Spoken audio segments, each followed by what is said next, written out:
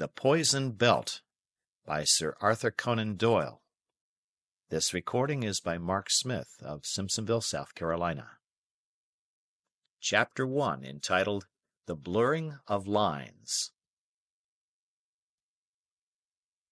It is imperative that now at once, while these stupendous events are still clear in my mind, I should set them down with that exactness of detail which time may blur. But even as I do so, I am overwhelmed by the wonder of the fact that it should be our little group of the Lost World, Professor Challenger, Professor Summerlee, Lord John Roxton, and myself, who have passed through this amazing experience. When, some years ago, I chronicled in the Daily Gazette our epoch-making journey in South America, I little thought that it should ever fall to my lot to tell an even stranger personal experience, one which is unique in all human annals and which stand out in the records of history as a great peak among the humble foothills which surround it. The event itself will always be marvelous, but the circumstances that we four were together at the time of this extraordinary episode came about in a most natural and, indeed, inevitable fashion. I will explain the events which led up to it as shortly and as clearly as I can, although I am well aware that the fuller the detail upon such a subject, the more welcome it will be to the reader, for the public curiosity has been and still is insatiable. It was upon Friday, the 27th of August, a date forever memorable in the history of the world, that I went down to the office of my paper and asked for 3 days' leave of absence from Mr. McArdle, who still presided over our news department. But old Scotchman shook his head, scratched his dwindling fringe of ruddy fluff, and finally put his reluctance into words. "I was thinking, Mr. Malone, that we could employ you to advantage these days. I was thinking there was a story that you are the only man that could handle as it should be handled." "I am sorry for that," said I, trying to hide my disappointment. "Of course, if I am needed, there is an end of the matter, but the engagement was important and intimate. If I could be spared, well, I don't see that you can." It was bitter, but I had to put the best face I could upon it. After all, it was my own fault, for I should have known by this time that a journalist has no right to make plans of his own. "Then I'll think no more of it," said I, with as much cheerfulness as I could assume at so short a notice. "What was it that you wanted me to do?" "Well, it was just to interview that divil of a man down at Rotherfield." "You don't mean Professor Challenger?" I cried. "Aye, it's just him that I do mean. He ran young Alec Simpson of the Courier a mile down the high road last week by the collar of his coat and the slack of his breeches. You'll have read of it, likely, in the police report. Our boys would as soon interview a loose alligator in the zoo. But you could do it, I'm thinking, an old friend like you." "Why," said I, greatly relieved, "that makes it all easy. It so happens that it was to visit Professor Challenger at Rotherfield that I was asking for leave of absence. The fact is that it is the anniversary of our main adventure on the plateau 3 years ago, and he has asked our whole party down to his house to see him and celebrate the occasion." "Capital!" cried Mr. McArdle, rubbing his hands and beaming through his glasses.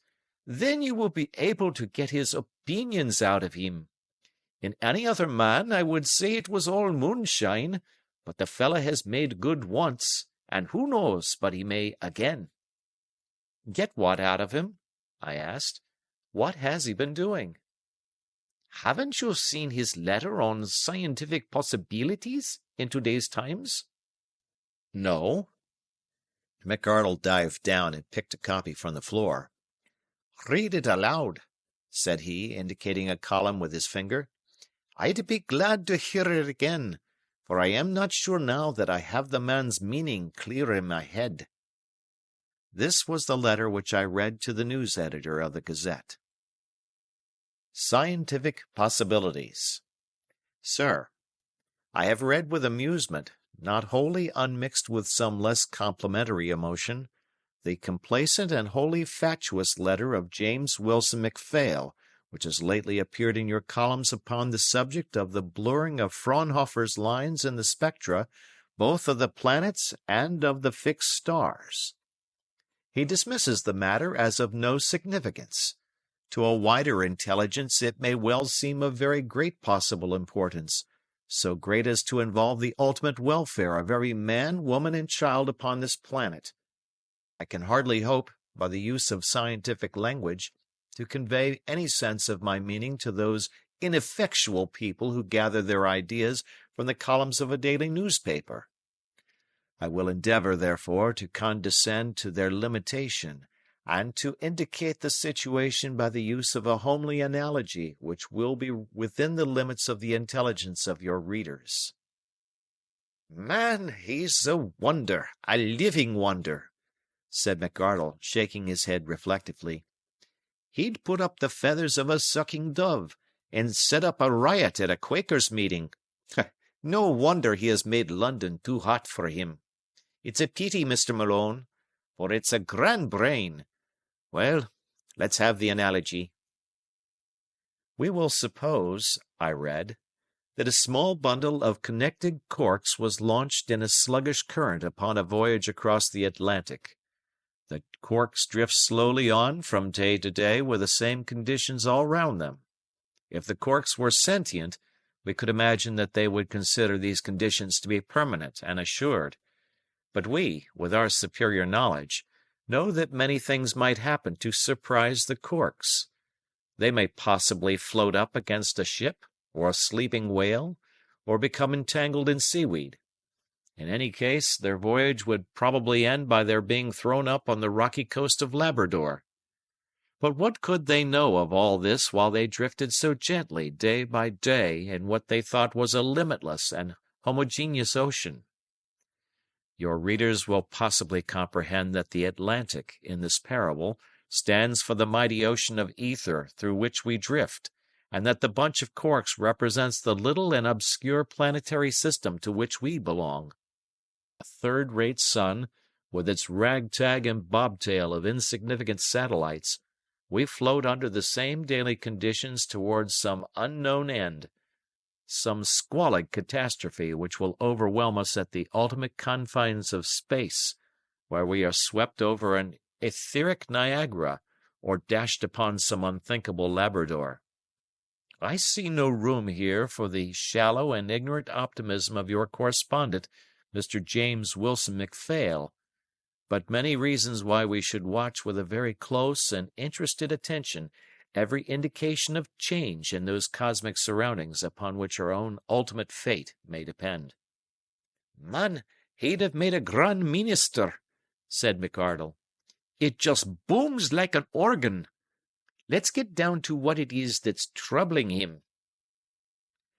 The general blurring and shifting of Fraunhofer's lines of the spectrum point, in my opinion, to a widespread cosmic change of a subtle and singular character.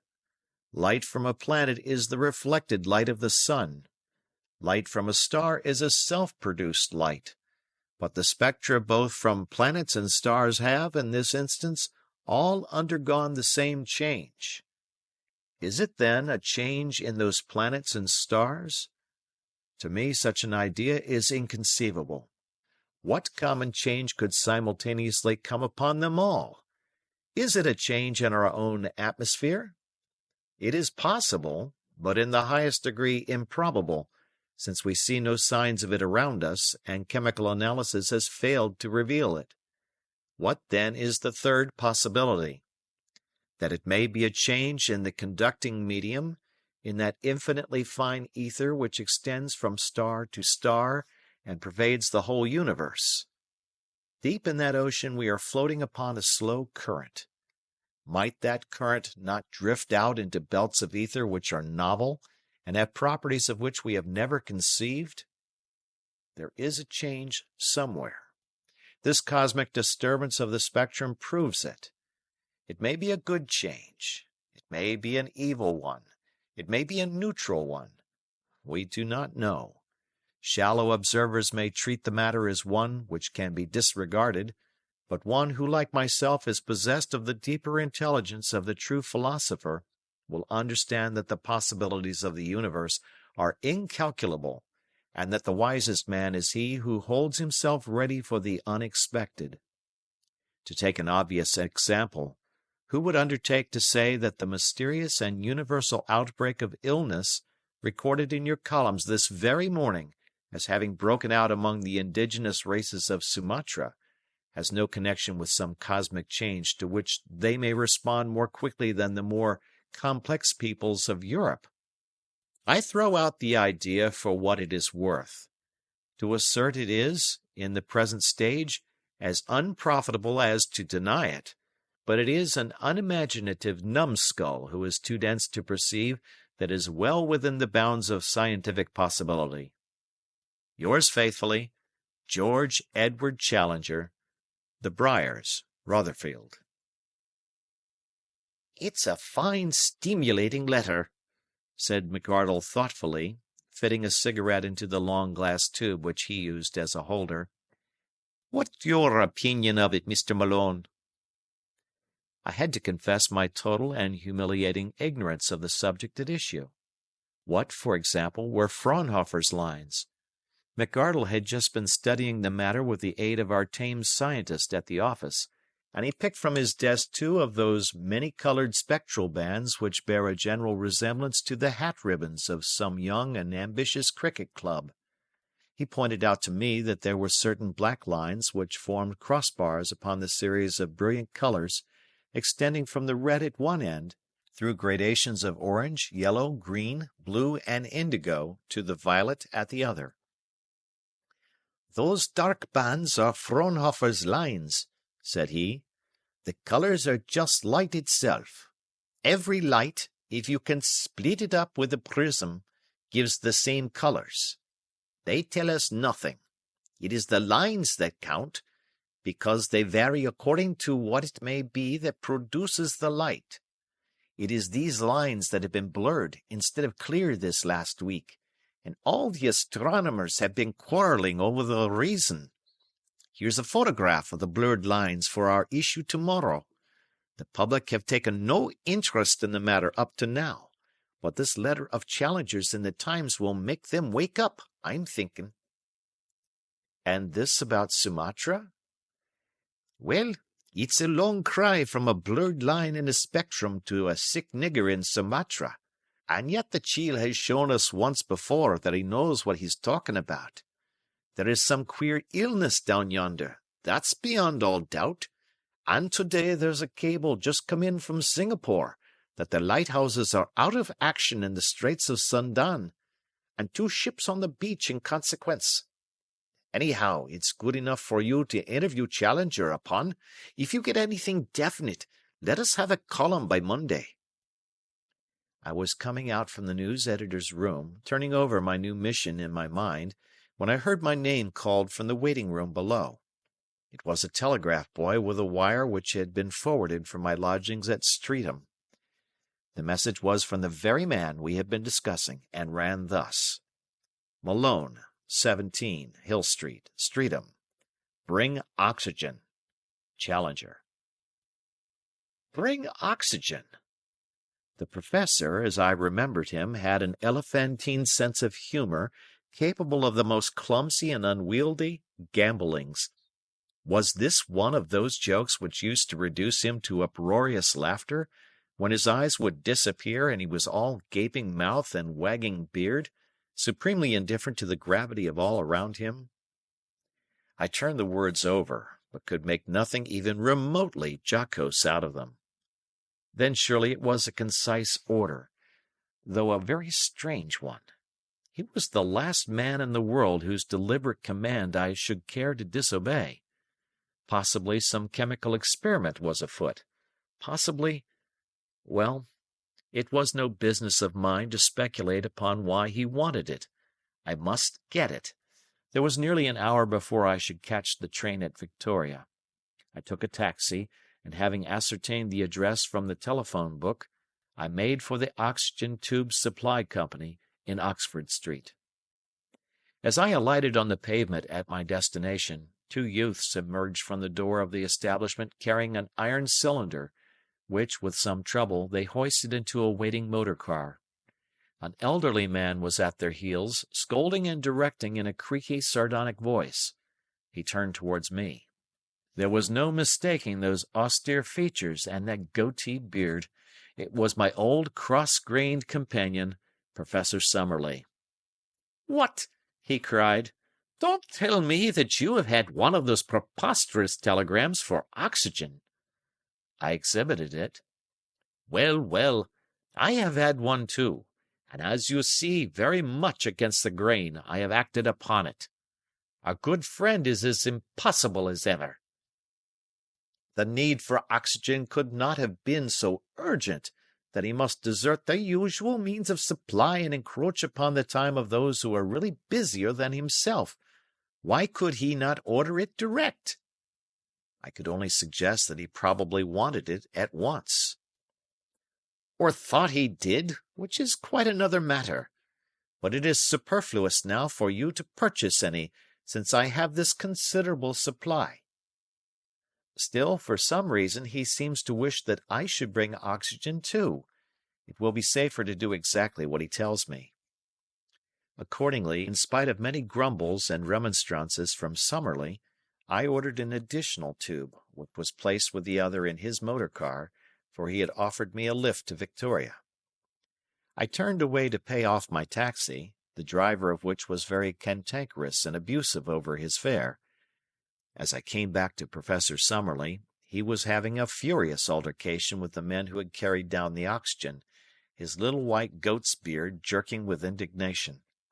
One of the fellows called him, I remember, a silly old bleached cockatoo, which so enraged his chauffeur that he bounded out of his seat to take the part of his insulted master, and it was all we could do to prevent a riot in the street. These little things may seem trivial to relate, and passed as mere incidents at the time. It is only now, as I look back, that I see their relation to the whole story which I have to unfold. The chauffeur must, as it seemed to me, have been a novice, or else have lost his nerve in this disturbance, for he drove vilely on the way to the station. Twice we nearly had collisions with other equally erratic vehicles, and I remember remarking to Summerlee that the standard of driving in London had very much declined. Once we brushed the very edge of a great crowd which was watching a fight at the corner of the Mall. The people, who were much excited, raised cries of anger at the clumsy driving, and one fellow sprang upon the step and waved a stick above our heads. I pushed him off, but we were glad when we had got clear of them and safe out of the park. These little events, coming one after the other, left me very jangled in my nerves, and I could see from my companion's petulant manner that his own patience had got to a low ebb. But our good humour was restored when we saw Lord John Roxton waiting for us upon the platform, his tall, thin figure clad in a yellow tweed shooting suit. His keen face, with those unforgettable eyes, so fierce and yet so humorous, flashed with pleasure at the sight of us. His ruddy hair was shot with grey, and the furrows upon his brow had been cut a little deeper by time's chisel, but in all else he was the Lord John who had been our good comrade in the past. "Hello, Herr Professor! Hello, young fella!"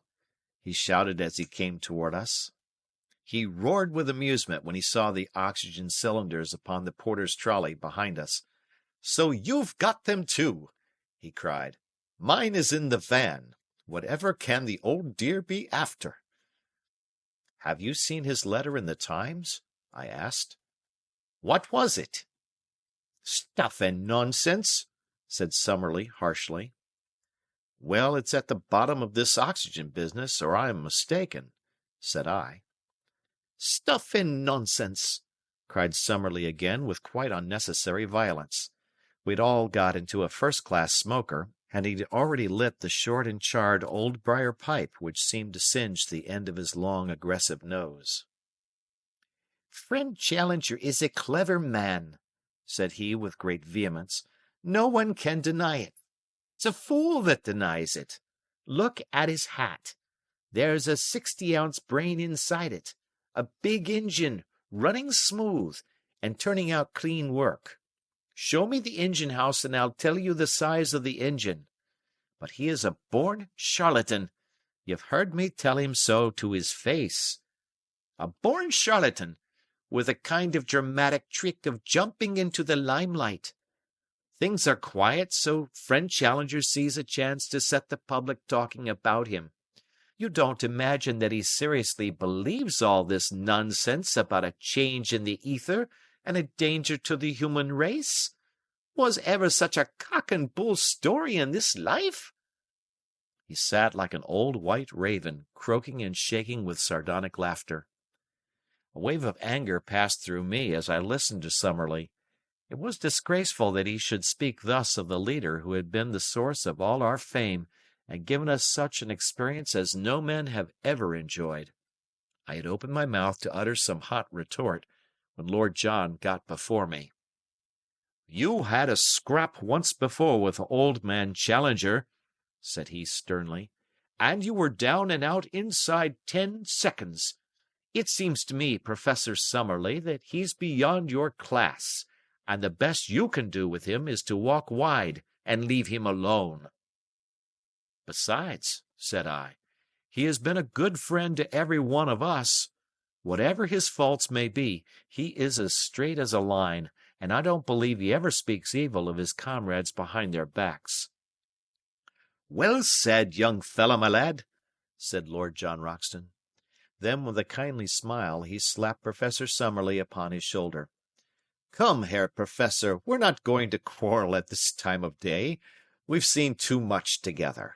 But keep off the grass when you get near Challenger, for this young fellow and I have a bit of a weakness for the old dear." But Summerlee was in no humor for compromise. His face was screwed up in rigid disapproval, and thick curls of angry smoke rolled up from his pipe. "As to you, Lord John Roxton," he creaked, "your opinion upon a matter of science is of as much value in my eyes as my views upon a new type of shotgun would be in yours. I have my own judgment, sir, and I use it in my own way. Because it has misled me once, is that any reason why I should accept without criticism anything, however far-fetched, which this man may care to put forward? Are we to have a pope of science, with infallible decrees laid down ex cathedra, and accepted without question by the poor humble public? I tell you, sir, that I have a brain of my own, and that I should feel myself to be a snob and a slave if I did not use it. If it pleases you to believe this rigmarole about ether and Fraunhofer's lines upon the spectrum, do so by all means, but do not ask one who is older and wiser than yourself to share in your folly. Is it not evident that if the ether were affected to the degree which he maintains, and if it were obnoxious to human health, the result of it would already be apparent upon ourselves?" Here he laughed with uproarious triumph over his own argument. "Yes, sir. We should already be very far from our normal selves, and instead of sitting quietly discussing scientific problems in a railway train, we should be showing actual symptoms of the poison which was working within us. Where do we see any signs of this poisonous cosmic disturbance? Answer me that, sir. Answer me that. Come, come, no evasions. I pin you to an answer." I felt more and more angry. There was something very irritating and aggressive in Summerlee's demeanor. "I think that if you knew more about the facts, you might be less positive in your opinion," said I. Summerlee took his pipe from his mouth and fixed me with a stony stare. "Pray what do you mean, sir, by that somewhat impertinent observation?" "I mean that when I was leaving the office, the news editor told me that a telegram had come in confirming the general illness of the Sumatra natives, and adding that the lights had not been lit in the Straits of Sunda." "Really, there should be some limits to human folly," cried Summerlee in a positive fury. Is it possible that you do not realize that ether, if for a moment we adopt Challenger's preposterous supposition, is a universal substance which is the same here as at the other side of the world?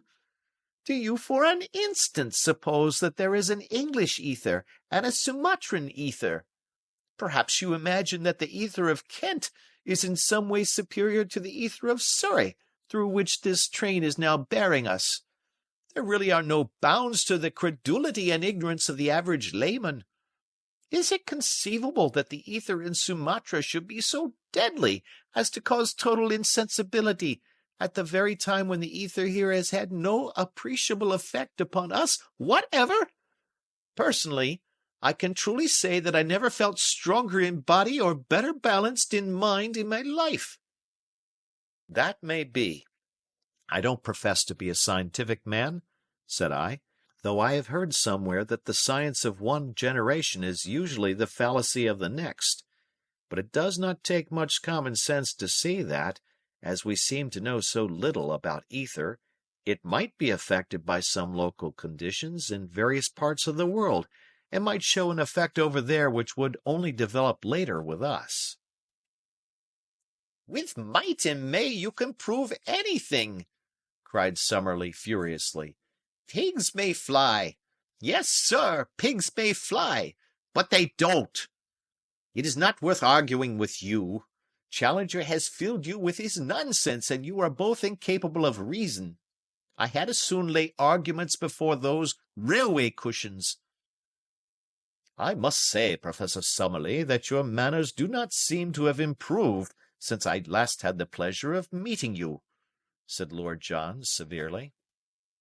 You lordlings are not accustomed to hear the truth, Summerlee answered with a bitter smile. It comes as a bit of a shock, does it not, when someone makes you realize that your title leaves you none the less a very ignorant man? Upon my word, sir, said Lord John, very stern and rigid, if you were a younger man, you would not dare to speak to me in so offensive a fashion. Summerlee thrust out his chin, with its little wagging tuft of goatee beard. I would have you know, sir, that young or old, there has never been a time in my life when I was afraid to speak my mind to an ignorant coxcomb. Yes, sir, an ignorant coxcomb, if you had as many titles as slaves could invent and fools could adopt. For a moment Lord John's eyes blazed, and then, with a tremendous effort, he mastered his anger and leaned back in his seat, with arms folded and a bitter smile upon his face. To me all this was dreadful and deplorable. Like a wave, the memory of the past swept over me, the good comradeship, the happy, adventurous days, all that we had suffered and worked for and won. That it should have come to this, to insults and abuse. Suddenly I was sobbing in loud, gulping, uncontrollable sobs which refused to be concealed. My companions looked at me in surprise. I covered my face with my hands. "It's all right," said I. Only it is such a pity." "You're ill, young fellow, that's what's amiss with you," said Lord John. "I thought you were queer from the first." "Your habits, sir, have not mended in these 3 years," said Summerlee, shaking his head. "I also did not fail to observe your strange manner the moment we met. You need not waste your sympathy, Lord John. These tears are purely alcoholic. The man has been drinking. By the way, Lord John, I called you a coxcomb just now, which was perhaps unduly severe. But the word reminds me of a small accomplishment, trivial but amusing, which I used to possess. You know me as the austere man of science. Can you believe that I once had a well-deserved reputation in several nurseries as a farmyard imitator? Perhaps I can help you to pass the time in a pleasant way. Would it amuse you to hear me crow like a cock?" "No, sir," said Lord John, who was still greatly offended. "It would not amuse me." My imitation of the clucking hen who has just laid an egg was also considered rather above the average. Might I venture?" "No, sir, no, certainly not." But in spite of this earnest prohibition, Professor Summerlee laid down his pipe, and for the rest of our journey he entertained, or failed to entertain, us by a succession of bird and animal cries which seemed so absurd that my tears were suddenly changed into boisterous laughter, which must have become quite hysterical as I sat opposite this grave professor and saw him, or rather heard him, in the character of the uproarious rooster or the puppy whose tail had been trodden upon. Once Lord John passed across his newspaper, upon the margin of which he had written in pencil, "Poor devil, mad as a hatter." No doubt it was very eccentric, and yet the performance struck me as extraordinarily clever and amusing. Whilst this was going on, Lord John leaned forward and told me some interminable story about a buffalo and an Indian rajah, which seemed to me to have neither beginning nor end. Professor Summerlee had just begun to chirrup like a canary, and Lord John to get to the climax of his story, when the train drew up at Jarvis Brook, which had been given us as the station for Rotherfield. And there was Challenger to meet us. His appearance was glorious. Not all the turkey-cocks in creation could match the slow, high-stepping dignity with which he paraded his own railway station, and the benignant smile of condescending encouragement with which he regarded everybody around him. If he had changed in anything since the days of old, it was that his points had become accentuated. The huge head and broad sweep of forehead, with its plastered lock of black hair, seemed even greater than before. His black beard poured forward in a more impressive cascade, and his clear grey eyes, with their insolent and sardonic eyelids, were even more masterful than of yore. He gave me the amused handshake and encouraging smile which the headmaster bestows upon the small boy, and having greeted the others and helped to collect their bags and their cylinders of oxygen, he stowed us and them away in a large motor car, which was driven by the same impassive Austin, the man of few words, which I had seen in the character of butler upon the occasion of my first eventful visit to the professor.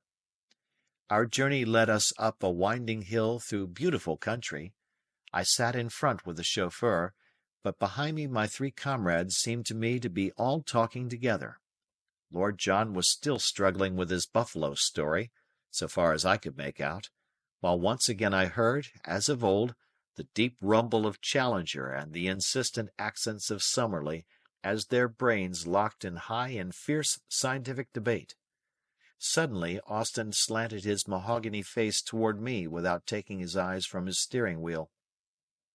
"I'm under notice," said he. "Dear me," said I. Everything seemed strange today. Everyone said queer, unexpected things. It was like a dream. "It's 47 times," said Austin reflectively. "When do you go?" I asked, for want of some better observation. "I don't go," said Austin. The conversation seemed to have ended there, but presently he came back to it. "If I was to go, who would look after him?" He jerked his head toward his master. "Who would he get to serve him?" "Someone else?" I suggested lamely. "Not he. No one would stay a week. If I was to go, that house would run down like a watch with the mainspring out. I'm telling you because you're his friend, and you ought to know. If I was to take him at his word, but there, I wouldn't have the art. He and the missus would be like two babes left out in a bundle. I'm just everything, and then he goes and gives me notice." "Why would no one stay?" I asked. "Well, they wouldn't make allowances, same as I do. He's a very clever man, the master. So clever that he's clean balmy sometimes. I've seen him right off his onion, and no error. Well, look what he did this morning." "What did he do?" Austin bent over to me.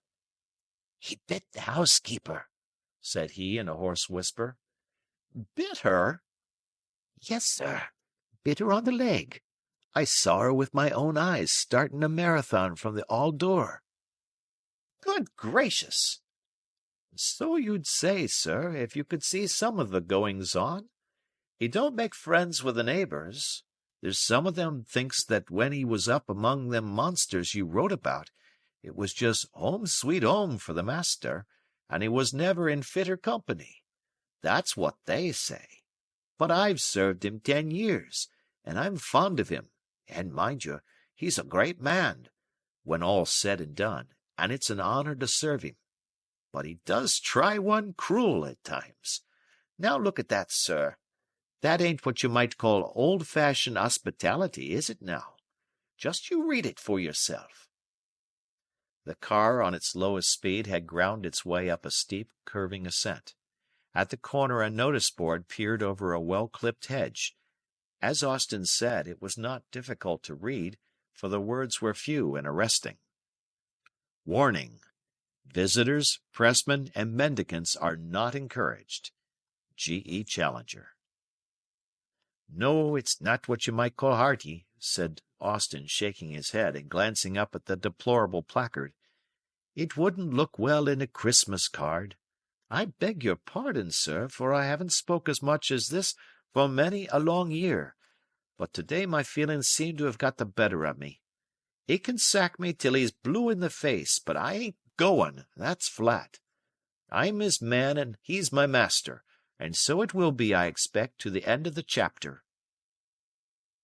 We had passed between the white posts of a gate and up a curving drive, lined with rhododendron bushes. Beyond stood a low brick house, picked out with white woodwork, very comfortable and pretty. Mrs. Challenger, a small, dainty, smiling figure, stood in the open doorway to welcome us. "Well, my dear," said Challenger, bustling out of the car, "here are our visitors. It is something new for us to have visitors, is it not? No love lost between us and our neighbors, is there? If they could get rat poison into our baker's cart, I expect it would be there." "It's dreadful, dreadful," said the lady, between laughter and tears. "George is always quarrelling with everyone. We haven't a friend on the countryside." "It enables me to concentrate my attention upon my incomparable wife," said Challenger, passing his short, thick arm around her waist. Picture a gorilla and a gazelle, and you have the pair of them. "Come, come, these gentlemen are tired from the journey, and luncheon should be ready. Has Sarah returned?" The lady shook her head ruefully, and the professor laughed loudly and stroked his beard in his masterful fashion. "Austin," he cried, "when you have put up the car, you will kindly help your mistress to lay the lunch. Now, gentlemen, would you please step into my study, for there are one or two very urgent things which I am anxious to say to you." End of chapter. Chapter 2, entitled The Tide of Death. As we crossed the hall, the telephone bell rang, and we were the involuntary auditors of Professor Challenger's end of the ensuing dialogue. I say we, but no one within 100 yards could have failed to hear the booming of that monstrous voice, which reverberated through the house. His answers lingered in my mind. "Yes, yes, of course, it is I." "Yes, certainly, the Professor Challenger, the famous professor. Who else?" "Of course, every word of it. Otherwise I should not have written it." "I shouldn't be surprised." "There is every indication of it." "Within a day or so at the furthest." "Well, I can't help that, can I?" "Very unpleasant, no doubt, but I rather fancy it will affect more important people than you. There is no use whining about it." "No, I couldn't possibly. You must take your chance." "That's enough, sir. Nonsense.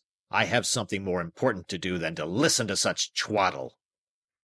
He shut off with a crash and led us upstairs into a large, airy apartment which formed his study. On the great mahogany desk, 7 or 8 unopened telegrams were lying. "Really," he said as he gathered them up. "I begin to think that it would save my correspondence money if I were to adopt a telegraphic address. Possibly Noah Rotherfield would be the most appropriate." As usual, when he made an obscure joke, he leaned against the desk and bellowed in a paroxysm of laughter, his hands shaking so that he could hardly open the envelopes. "Noah! Noah!" he gasped with a face of beetroot, while Lord John and I smiled in sympathy, and Summerlee, like a dyspeptic goat, wagged his head in sardonic disagreement. Finally, Challenger, still rumbling and exploding, began to open his telegrams. The three of us stood in the bow window and occupied ourselves in admiring the magnificent view. It was certainly worth looking at. The road in its gentle curves had really brought us to a considerable elevation, 700 feet, as we afterwards discovered. Challenger's house was on the very edge of the hill, and from its southern face, in which was the study window, one looked across the vast stretch of the Weald to where the gentle curves of the South Downs formed an undulating horizon. In a cleft of the hills, a haze of smoke marked the position of Lewes. Immediately at our feet there lay a rolling plain of heather, with the long vivid green stretches of the Crowborough golf course, all dotted with the players. A little to the south, through an opening in the woods, we could see a section of the main line from London to Brighton. In the immediate foreground, under our very noses, was a small enclosed yard, in which stood the car which had brought us from the station. An ejaculation from Challenger caused us to turn. He had read his telegrams and had arranged them in a little methodical pile upon his desk. His broad, rugged face, or as much of it as was visible over the matted beard, was still deeply flushed, and he seemed to be under the influence of some strong excitement. "Well, gentlemen," he said, in a voice as if he were addressing a public meeting, "this is indeed an interesting reunion, and it takes place under extraordinary, I may say unprecedented, circumstances. May I ask if you observed anything upon your journey from town?" "The only thing which I observed," said Summerlee with a sour smile, "was that our young friend here has not improved in his manners during the years that have passed. I am sorry to state that I have had to seriously complain of his conduct in the train, and I should be wanting in frankness if I did not say that it has left a most unpleasant impression in my mind." "Well, well, we all get a bit prosy sometimes," said Lord John. "The young fellow meant no real harm. After all, he's an international, so if he takes a half an hour to describe a game of football, he has more right to do it than most folk." "Half an hour to describe a game!" I cried indignantly. "Why, it was you that took half an hour with some long-winded story about a buffalo. Professor Summerlee will be my witness." "I can hardly judge which of you was the most utterly wearisome," said Summerlee. "I declare to you, Challenger, that I never wish to hear of football or of buffaloes so long as I live." "I have never said one word today about football," I protested. Lord John gave a shrill whistle, and Summerlee shook his head sadly. "So early in the day, too," said he. "It is indeed deplorable, as I sat there in sad but thoughtful silence—" "In silence!" cried Lord John. "Why, you were doing a music-hall turn of imitations all the way, more like a runaway gramophone than a man." Summerlee drew himself up in bitter protest. "You are pleased to be facetious, Lord John," said he with a face of vinegar. "Why, dash it all, this is clear madness!" cried Lord John. "Each of us seems to know what the others did, and none of us knows what he did himself. Let's put it all together from the first. We got into a first-class smoker. That's clear, ain't it? Then we began to quarrel over friend Challenger's letter in the Times." "Oh, you did you?" rumbled our host, his eyelids beginning to droop. "You said, Summerlee, that there was no possible truth in his contention." "Dear me!" said Challenger, puffing out his chest and stroking his beard. "No possible truth. I seem to have heard the words before. And may I ask with what arguments the great and famous Professor Summerlee proceeded to demolish the humble individual who had ventured to express an opinion upon a matter of scientific possibility? Perhaps before he exterminates that unfortunate nonentity, he will condescend to give some reasons for the adverse views which he has formed." He bowed and shrugged and spread open his hands as he spoke with his elaborate and elephantine sarcasm. "The reason was simple enough," said the dogged Summerlee.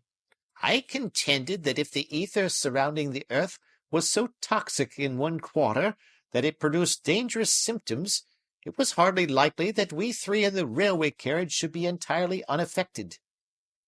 The explanation only brought uproarious merriment from Challenger. He laughed until everything in the room seemed to rattle and quiver. "Our worthy Summerlee is, not for the first time, somewhat out of touch with the facts of the situation," said he at last, mopping his heated brow. "Now, gentlemen, I cannot make my point better than by detailing to you what I have myself done this morning. You will the more easily condone any mental aberration upon your own part when you realize that even I have had moments when my balance has been disturbed. We have had for some years in this household a housekeeper, one Sarah, with whose second name I have never attempted to burden my memory.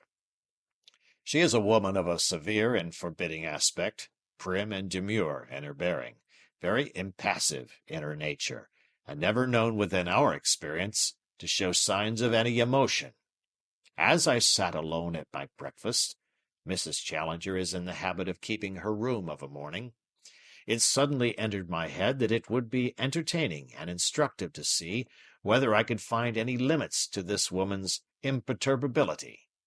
I devised a simple but effective experiment. Having upset a small vase of flowers which stood in the center of the cloth, I rang the bell and slipped under the table. She entered, and seeing the room empty, imagined that I had withdrawn to the study. As I had expected, she approached and leaned over the table to replace the vase. I had a vision of a cotton stocking and an elastic-sided boot. Protruding my head, I sank my teeth into the calf of her leg. The experiment was successful beyond belief. For some moments she stood paralyzed, staring down at my head. Then, with a shriek, she tore herself free and rushed from the room. I pursued her with some thoughts of an explanation, but she flew down the drive, and some minutes afterwards I was able to pick her out with my field glasses, traveling very rapidly in a southwesterly direction. I tell you the anecdote for what it is worth. I drop it into your brains and await its germination. Is it illuminative? Has it conveyed anything to your minds? What do you think of it, Lord John?" Lord John shook his head gravely. "You'll be getting into serious trouble some of these days if you don't put a brake on," said he. "Perhaps you have some observation to make, Summerlee?" "You should drop all work instantly, Challenger, and take 3 months in a German watering place," said he. "Profound, profound!" cried Challenger. "Now, my young friend, is it possible that wisdom may come from you where your seniors have so signally failed?" And it did. I say it with all modesty, but it did. Of course, it all seems obvious enough to you who know what occurred, but it was not so very clear when everything was new. But it came upon me suddenly with the full force of absolute conviction. "Poison!" I cried. Then, even as I said the word, my mind flashed back over the whole morning's experiences, past Lord John with his buffalo, past my own hysterical tears, past the outrageous conduct of Professor Summerlee, to the queer happenings in London, the row in the park, the driving of the chauffeur, the quarrel at the oxygen warehouse. Everything fitted suddenly into its place. "Of course!" I cried again. "It is poison. We are all poisoned." "Exactly," said Challenger, rubbing his hands. "We are all poisoned. Our planet has swum into the poison belt of ether, and is now flying deeper into it at the rate of some millions of miles a minute. Our young friend has expressed the cause of all our troubles and perplexities in a single word: poison." We looked at each other in amazed silence. No comment seemed to meet the situation. "There is a mental inhibition by which such symptoms can be checked and controlled," said Challenger. "I cannot expect to find it developed in all of you to the same point which it has reached in me, for I suppose that the strength of our different mental processes bears some proportion to each other. But no doubt it is appreciable even in our young friend here. After the little outburst of high spirits which so alarmed my domestic, I sat down and reasoned with myself. I put it to myself that I had never before felt impelled to bite any of my household. The impulse had then been an abnormal one. In an instant I perceived the truth. My pulse upon examination was 10 beats above the usual, and my reflexes were increased. I called upon my higher and saner self, the real GEC, seated serene and impregnable behind all mere molecular disturbance. I summoned him, I say, to watch the foolish mental tricks which the poison would play. I found that I was indeed the master. I could recognize and control a disordered mind. It was a remarkable exhibition of the victory of mind over matter, for it was a victory over that particular form of matter which is most intimately connected with mind. I might almost say that mind was at fault, and that personality controlled it. Thus, when my wife came downstairs, and I was impelled to slip behind the door and alarm her by some wild cry as she entered, I was able to stifle the impulse and to greet her with dignity and restraint. An overpowering desire to quack like a duck was met and mastered in the same fashion. Later, when I descended to order the car, and found Austin bending over it absorbed in repairs, I controlled my open hand even after I had lifted it, and refrained from giving him an experience which would possibly have caused him to follow in the steps of the housekeeper. On the contrary, I touched him on the shoulder and ordered the car to be at the door in time to meet your train. At the present instant I am most forcibly tempted to take Professor Summerlee by that silly old beard of his, and to shake his head violently backwards and forwards. And yet, as you see, I am perfectly restrained. Let me commend my example to you." "I'll look out for that buffalo," said Lord John. "And I for the football match." "It may be that you are right, Challenger," said Summerlee in a chastened voice. "I am willing to admit that my turn of mind is critical rather than constructive, and that I am not a ready convert to any new theory, especially when it happens to be so unusual and fantastic as this one. However, as I cast my mind back over the events of the morning, and as I reconsider the fatuous conduct of my companions, I find it easy to believe that some poison of an exciting kind was responsible for their symptoms." Challenger slapped his colleague good-humoredly upon the shoulder. "We progress," said he. "Decidedly we progress." "And pray, sir," asked Summerlee humbly, "what is your opinion as to the present outlook?" "With your permission, I will say a few words upon that subject." He seated himself upon his desk, his short, stumpy legs swinging in front of him. "We are assisting at a tremendous and awful function. It is, in my opinion, the end of the world." The end of the world! Our eyes turned to the great bow window, and we looked out at the summer beauty of the countryside, the long slopes of heather, the great country houses, the cozy farms, the pleasure-seekers upon the links. The end of the world! One had often heard the words, but the idea that they could ever have an immediate practical significance, that it should not be at some vague date, but now, today, that was a tremendous, a staggering thought. We were all struck solemn and waited in silence for Challenger to continue. His overpowering presence and appearance lent such force to the solemnity of his words that for a moment all the crudities and absurdities of the man vanished, and he loomed before us as something majestic and beyond the range of ordinary humanity. Then, to me at least, there came back the cheering recollection of how twice since we had entered the room he had roared with laughter. Surely, I thought, there are limits to mental detachment.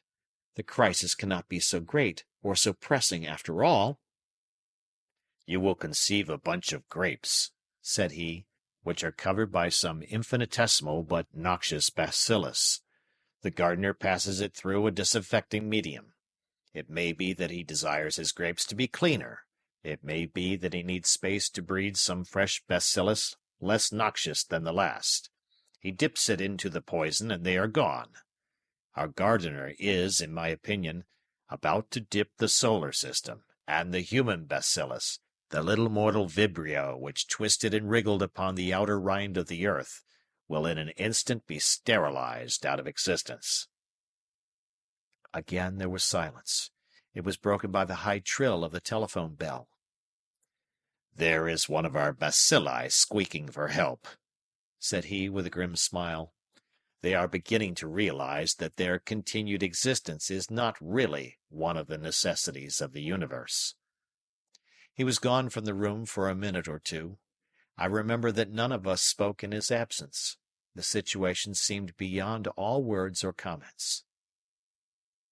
The medical officer of health for Brighton, said he when he returned. The symptoms are for some reason developing more rapidly upon the sea level. Our 700 feet of elevation give us an advantage. Folks seem to have learned that I am the first authority upon the question. No doubt it comes from my letter in the Times. That was the mayor of a provincial town with whom I talked when we first arrived. You may have heard me upon the telephone. He seemed to put an entirely inflated value upon his own life. I helped him to readjust his ideas. Summerlee had risen and was standing by the window. His thin, bony hands were trembling with his emotion. "Challenger," said he earnestly, "this thing is too serious for mere futile argument. Do not suppose that I desire to irritate you by any question I may ask, but I put it to you whether there may not be some fallacy in your information or in your reasoning. There is the sun shining as brightly as ever in the blue sky. There are the heather and the flowers and the birds. There are the folk enjoying themselves upon the golf links, and the labourers yonder cutting the corn. You tell us that they and we may be on the very brink of destruction, that this sunlit day may be that day of doom which the human race has so long awaited. So far as we know, you found this tremendous judgment upon what? Upon some abnormal lines in a spectrum, upon rumours from Sumatra, upon some curious personal excitement which we have discerned in each other. This latter symptom is not so marked but that you and we could, by a deliberate effort, control it.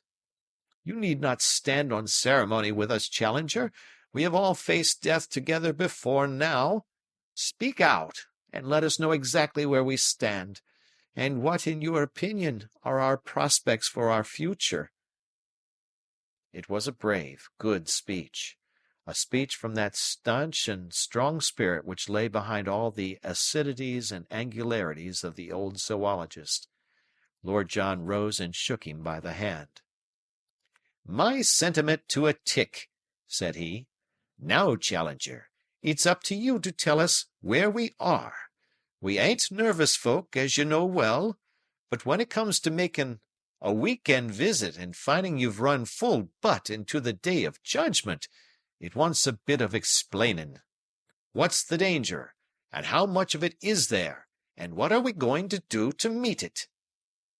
He stood, tall and strong, in the sunshine at the window, with his brown hand upon the shoulder of Summerlee. I was lying back in an armchair, an extinguished cigarette between my lips, in that sort of half-dazed state in which impressions become exceedingly distinct. It may have been a new phase of the poisoning, but the delirious promptings had all passed away and were succeeded by an exceedingly languid and, at the same time, perceptive state of mind. I was a spectator. It did not seem to be any personal concern of mine, but here were three strong men at a great crisis, and it was fascinating to observe them. Challenger bent his heavy brows and stroked his beard before he answered. One could see that he was very carefully weighing his words. "What was the last news when you left London?" he asked. "I was at the Gazette office about 10, said I. "There was a Reuter just come in from Singapore to the effect that the sickness seemed to be universal in Sumatra, and that the lighthouses had not been lit in consequence." "Events have been moving somewhat rapidly since then," said Challenger, picking up his pile of telegrams. "I am in close touch both with the authorities and with the press, so that news is converging upon me from all parts. There is, in fact, a general and very insistent demand that I should come to London. But I see no good end to be served. From the accounts, the poisonous effect begins with mental excitement. The rioting in Paris this morning is said to have been very violent, and the Welsh colliers are in a state of uproar. So far as the evidence to hand can be trusted, this stimulative stage, which varies much in races and in individuals, is succeeded by a certain exaltation and mental lucidity. I seem to discern some signs of it in our young friend here, which, after an appreciable interval, turns to coma, deepening rapidly into death. I fancy, so far as my toxicology carries me, that there are some vegetable nerve poisons." "Datura," suggested Summerlee. "Excellent!" cried Challenger. "It would make for scientific precision if we named our toxic agent. Let it be daturon. To you, my dear Summerlee, belongs the honor, posthumous, alas, but none the less unique, of having given a name to the universal destroyer, the great gardener's disinfectant.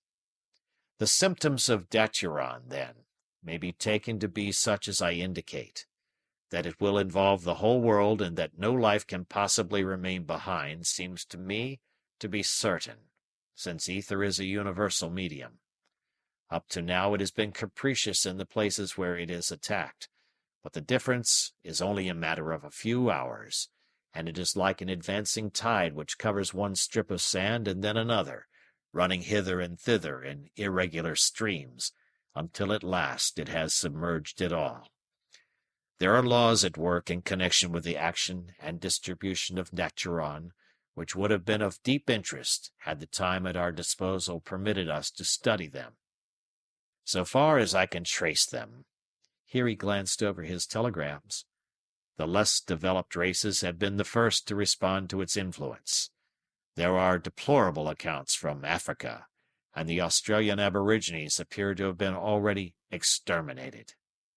The northern races have as yet shown greater resisting power than the southern. This, you see, is dated from Marseille at 9:45 this morning. I give it to you verbatim. All night, delirious excitement throughout Provence. Tumult of vine growers at Nîmes. Socialistic upheaval at Toulon. Sudden illness attended by coma attacked population this morning. Peste foudroyante. Great numbers of dead in the streets. Paralysis of business and universal chaos." An hour later came the following, from the same source. "We are threatened with utter extermination. Cathedrals and churches full to overflowing. The dead outnumber the living.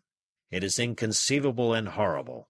Decease seems to be painless, but swift and inevitable." There is a similar telegram from Paris, where the development is not yet as acute. India and Persia appear to be utterly wiped out. The Slavonic population of Austria is down, while the Teutonic has hardly been affected. Speaking generally, the dwellers upon the plains and upon the seashore seem, so far as my limited information goes, to have felt the effects more rapidly than those inland or on the heights. Even a little elevation makes a considerable difference, and perhaps if there be a survivor of the human race, he will again be found upon the summit of some Ararat. Even our own little hill may presently prove to be a temporary island amid a sea of disaster. But at the present rate of advance, a few short hours will submerge us all. Lord John Roxton wiped his brow. "What beats me," said he, "is how you could sit there laughing with that stack of telegrams under your hand. I've seen death as often as most folk, but universal death. It's awful." "As to the laughter," said Challenger, "you will bear in mind that, like yourselves, I have not been exempt from the stimulating cerebral effects of the etheric poison. But as to the horror with which universal death appears to inspire you, I would put it to you that it is somewhat exaggerated.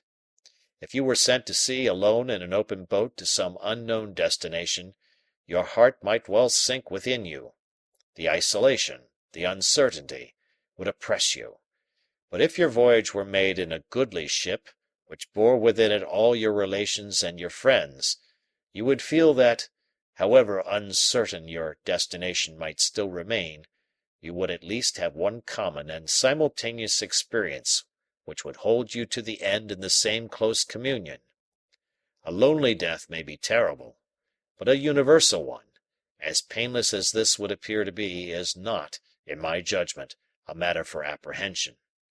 Indeed, I could sympathize with the person who took the view that the horror lay in the idea of surviving when all that is learned, famous, and exalted had passed away. "What, then, do you propose to do?" asked Summerlee, who had for once nodded his assent to the reasoning of his brother scientist. "To take our lunch," said Challenger, as the boom of a gong sounded through the house. "We have a cook whose omelettes are only excellent by her cutlets. We can but trust that no cosmic disturbance has dulled her excellent abilities. My Schwarzberger of 96 must also be rescued, so far as our earnest and united efforts can do it, from what would be a deplorable waste of a great vintage." He levered his great bulk off the desk, upon which he had sat while he announced the doom of the planet. "Come," said he. "If there is little time left, there is the more need that we should spend it in sober and reasonable enjoyment." And indeed, it proved to be a very merry meal. It is true that we could not forget our awful situation. The full solemnity of the event loomed ever at the back of our minds and tempered our thoughts. But surely it is the soul which has never faced death which shies strongly from it at the end. To each of us men it had, for one great epoch in our lives, been a familiar presence. As to the lady, she leaned upon the strong guidance of her mighty husband, and was well content to go whither his path might lead. The future was our fate. The present was our own. We passed it in goodly comradeship and gentle merriment. Our minds were, as I have said, singularly lucid. Even I struck sparks at times. As to Challenger, he was wonderful. Never have I so realized the elemental greatness of the man, the sweep and power of his understanding. Summerlee drew him on with his chorus of subacid criticism, while Lord John and I laughed at the contest, and the lady, her hand upon his sleeve, controlled the bellowings of the philosopher. Life, death, fate, the destiny of man, these were the stupendous subjects of that memorable hour, made vital by the fact that as the meal progressed, strange, sudden exaltations in my mind and tinglings in my limbs proclaimed that the invisible tide of death was slowly and gently rising around us. Once I saw Lord John put his hand suddenly to his eyes, and once Summerlee dropped back for an instant in his chair. Each breath we breathed was charged with strange forces, and yet our minds were happy and at ease. Presently Austin laid the cigarettes upon the table and was about to withdraw. "Austin," said his master. "Yes, sir?" "I thank you for your faithful service." A smile stole over the servant's gnarled face. "I've done my duty, sir." I'm expecting the end of the world today, Austin. Yes, sir. What time, sir? I can't say, Austin. Before evening. Very good, sir. The taciturn Austin saluted and withdrew.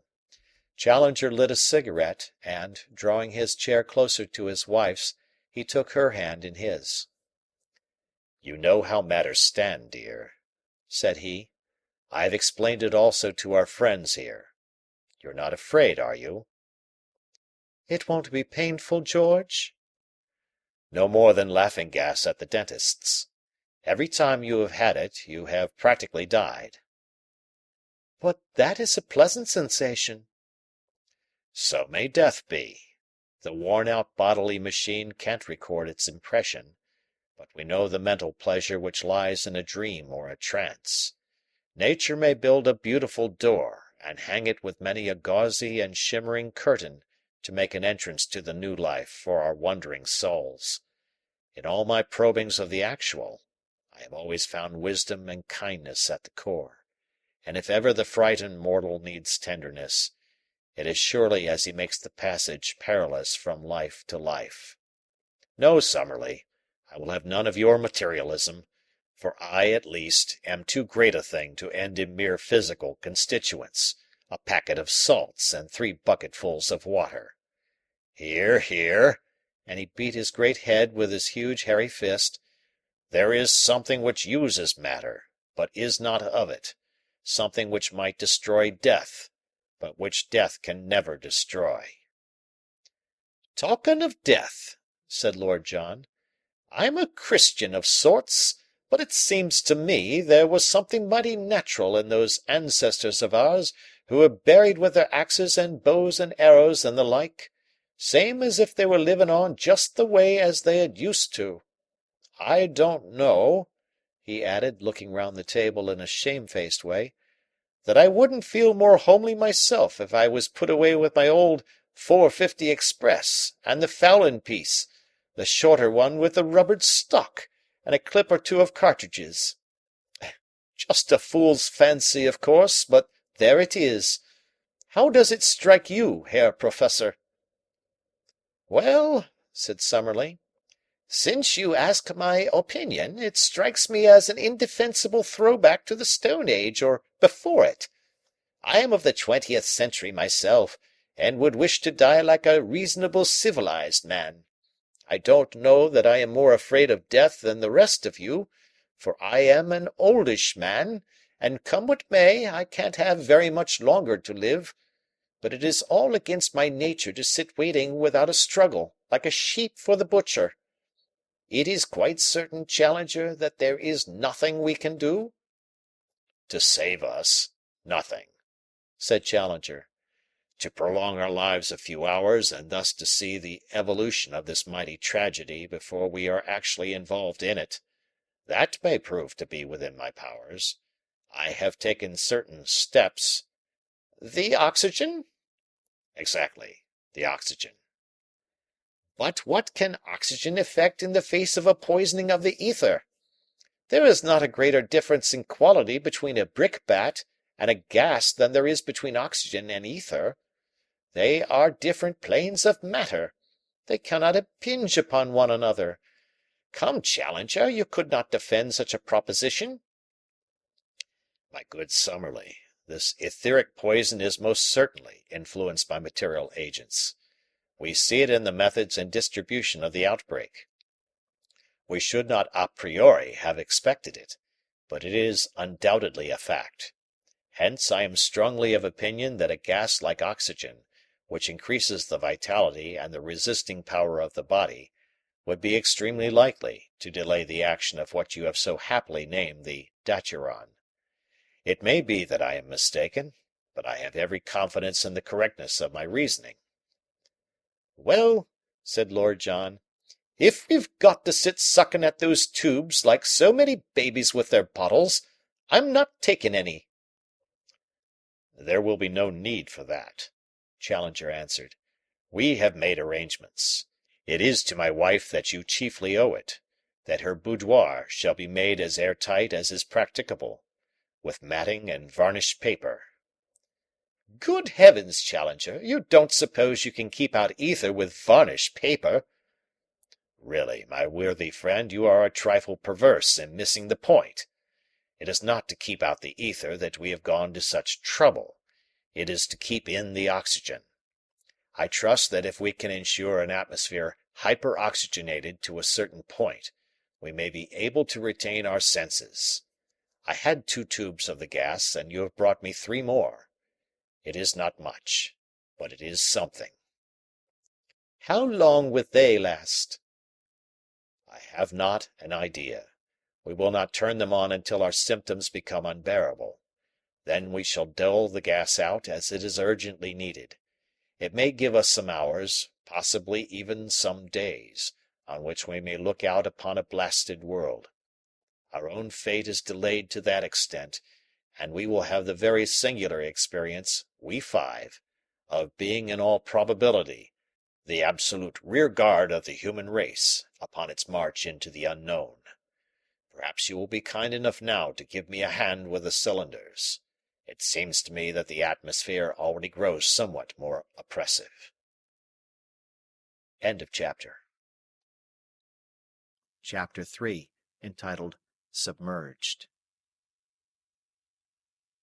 The chamber which was destined to be the scene of our unforgettable experience was a charmingly feminine sitting room, some 14 or 16 feet square. At the end of it, divided by a curtain of red velvet, was a small apartment which formed the professor's dressing room. This in turn opened into a large bedroom. The curtain was still hanging, but the boudoir and dressing room could be taken as one chamber for the purposes of our experiment. One door and the window frame had been plastered round with varnished paper so as to be practically sealed. Above the other door, which opened on to the landing, there hung a fanlight which could be drawn by a cord when some ventilation became absolutely necessary. A large shrub in a tub stood in each corner. How to get rid of our excessive carbon dioxide without unduly wasting our oxygen is a delicate and vital question, said Challenger, looking round him after the 5 iron tubes had been laid side by side against the wall. With longer time for preparation, I could have brought the whole concentrated force of my intelligence to bear more fully upon the problem. But as it is, we must do what we can. The shrubs will be of some small service. 2 of the oxygen tubes are ready to be turned on at an instant's notice, so that we cannot be taken unawares. At the same time, it would be well not to go far from the room, as the crisis may be a sudden and urgent one. There was a broad, low window opening out upon a balcony. The view beyond was the same as that which we had already admired from the study. Looking out, I could see no sign of disorder anywhere. There was a road curving down the side of the hill, under my very eyes.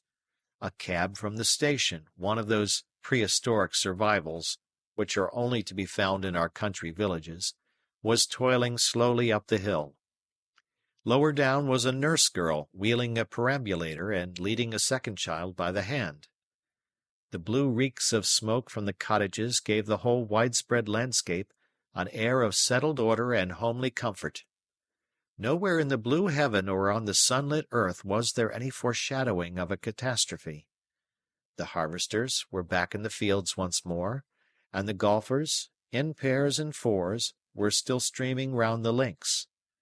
There was so strange a turmoil within my own head, and such a jangling of my overstrung nerves, that the indifference of those people was amazing. "Those fellows don't seem to feel any ill effects," said I, pointing down at the links. "Have you played golf?" asked Lord John. "No, I have not." "Well, young fella, when you do you'll learn that once fairly out on a round, it would take the crack of doom to stop a true golfer. Hallo! There's that telephone bell again." From time to time, during and after lunch, the high, insistent ring had summoned the professor. He gave us the news as it came through to him in a few curt sentences. Such terrific items had never been registered in the world's history before. The great shadow was creeping up from the south like a rising tide of death. Egypt had gone through its delirium and was now comatose. Spain and Portugal, after a wild frenzy in which the clericals and the anarchists had fought most desperately, were now fallen silent. No cable messages were received any longer from South America. In North America, the southern states, after some terrible racial rioting, had succumbed to the poison. North of Maryland, the effect was not yet marked, and in Canada it was hardly perceptible. Belgium, Holland, and Denmark had each in turn been affected. Despairing messages were flashing from every quarter to the great centers of learning, to the chemists and the doctors of worldwide repute, imploring their advice. The astronomers, too, were deluged with inquiries. Nothing could be done. The thing was universal and beyond our human knowledge or control. It was death, painless but inevitable. Death for young and old, for weak and strong, for rich and poor, without hope or possibility of escape. Such was the news which, in scattered, distracted messages, the telephone had brought us. The great cities already knew their fate, and, so far as we could gather, were preparing to meet it with dignity and resignation. Yet here were our golfers and laborers like the lambs who gambol under the shadow of the knife. It seemed amazing. And yet, how could they know? It had all come upon us in one giant stride. What was there in the morning paper to alarm them? And now it was but 3 in the afternoon.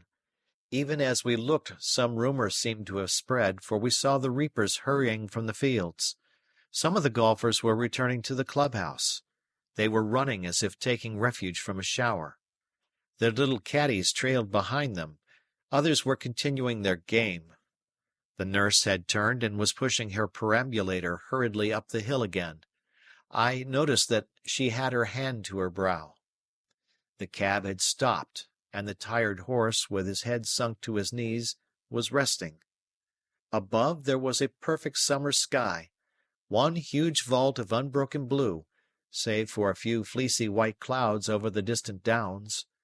If the human race must die today, it was at least upon a glorious deathbed. And yet all that gentle loveliness of nature made this terrific and wholesale destruction the more pitiable and awful. Surely it was too goodly a residence that we should be so swiftly, so ruthlessly evicted from it. But I have said that the telephone bell had rung once more. Suddenly I heard Challenger's tremendous voice from the hall. "Malone," he cried, "you are wanted." I rushed down to the instrument. It was McArdle speaking from London. "That you, Mr. Malone?" cried his familiar voice. "Mr. Malone, there are terrible goings-on in London. For God's sake, see if Professor Challenger can suggest anything that can be done." "He can suggest nothing, sir," I answered. "He regards the crisis as universal and inevitable. We have some oxygen here, but it can only defer our fate for a few hours." "Oxygen!" cried the agonized voice. "There is no time to get any. The office has been a perfect pandemonium ever since you left in the morning. Now half of the staff are insensible. I am weighed down with heaviness myself. From my window I can see the people lying thick in Fleet Street. The traffic is all held up. Judging by the last telegrams, the whole world—" His voice had been sinking, and suddenly stopped. An instant later I heard through the telephone a muffled thud, as if his head had fallen forward on the desk. "Mr. McArdle!" I cried. "Mr. McArdle!" There was no answer. I knew as I replaced the receiver that I should never hear his voice again. At that instant, just as I took a step backwards from the telephone, the thing was on us. It was as if we were bathers up to our shoulders in water, who suddenly are submerged by a rolling wave. An invisible hand seemed to have quietly closed round my throat and to be gently pressing the life from me. I was conscious of immense oppression upon my chest, great tightness within my head, a loud singing in my ears, and bright flashes before my eyes. I staggered to the balustrades of the stair. At the same moment, rushing and snorting like a wounded buffalo, Challenger dashed past me, a terrible vision, with red-purple face, engorged eyes, and bristling hair. His little wife, insensible to all appearance, was slung over his great shoulder, and he blundered and thundered up the stair, scrambling and tripping, but carrying himself and her through sheer will force, through that mephitic atmosphere, to the haven of temporary safety. At the sight of his effort, I too rushed up the steps, clambering, falling, clutching at the rail, until I tumbled half senseless upon my face on the upper landing. Lord John's fingers of steel were in the collar of my coat, and a moment later I was stretched upon my back, unable to speak or move, on the boudoir carpet. The woman lay beside me, and Summerlee was bunched in a chair by the window, his head nearly touching his knees. As in a dream I saw Challenger, like a monstrous beetle, crawling slowly across the floor, and a moment later I heard the gentle hissing of the escaping oxygen. Challenger breathed 2 or 3 times with enormous gulps, his lungs roaring as he drew in the vital gas. "It works!" he cried exultingly. "My reasoning has been justified." He was up on his feet again, alert and strong. With a tube in his hand he rushed over to his wife and held it to her face. In a few seconds she moaned, stirred, and sat up. He turned to me, and I felt the tide of life stealing warmly through my arteries. My reason told me that it was but a little respite, and yet, carelessly as we talk of its value, every hour of existence now seemed an inestimable thing. Never have I known such a thrill of sensuous joy as came with that freshet of life. The weight fell away from my lungs, the band loosened from my brow. A sweet feeling of peace and gentle, languid comfort stole over me. I lay watching Summerlee revive under the same remedy, and finally Lord John took his turn. He sprang to his feet and gave me a hand to rise, while Challenger picked up his wife and laid her on the settee. "Oh, George, I am so sorry you brought me back," she said, holding him by the hand. "The door of death is indeed, as you said, hung with beautiful, shimmering curtains. For once the choking feeling had passed, it was all unspeakably soothing and beautiful. Why have you dragged me back?" "Because I wish that we make the passage together. We have been together so many years. It would be sad to fall apart at the supreme moment." For a moment in his tender voice I caught a glimpse of a new Challenger, something very far from the bullying, ranting, arrogant man who had alternately amazed and offended his generation. Here in the shadow of death was the innermost Challenger, the man who had won and held a woman's love. Suddenly his mood changed, and he was our strong captain once again. "Alone of all mankind, I saw and foretold this catastrophe," said he with a ring of exultation and scientific triumph in his voice. "As to you, my good Summerlee, I trust your last doubts have been resolved as to the meaning of the blurring of the lines in the spectrum, and that you will no longer contend that my letter in the Times was based upon a delusion."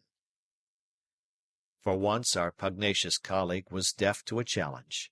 He could but sit gasping and stretching his long, thin limbs, as if to assure himself that he was still really upon this planet.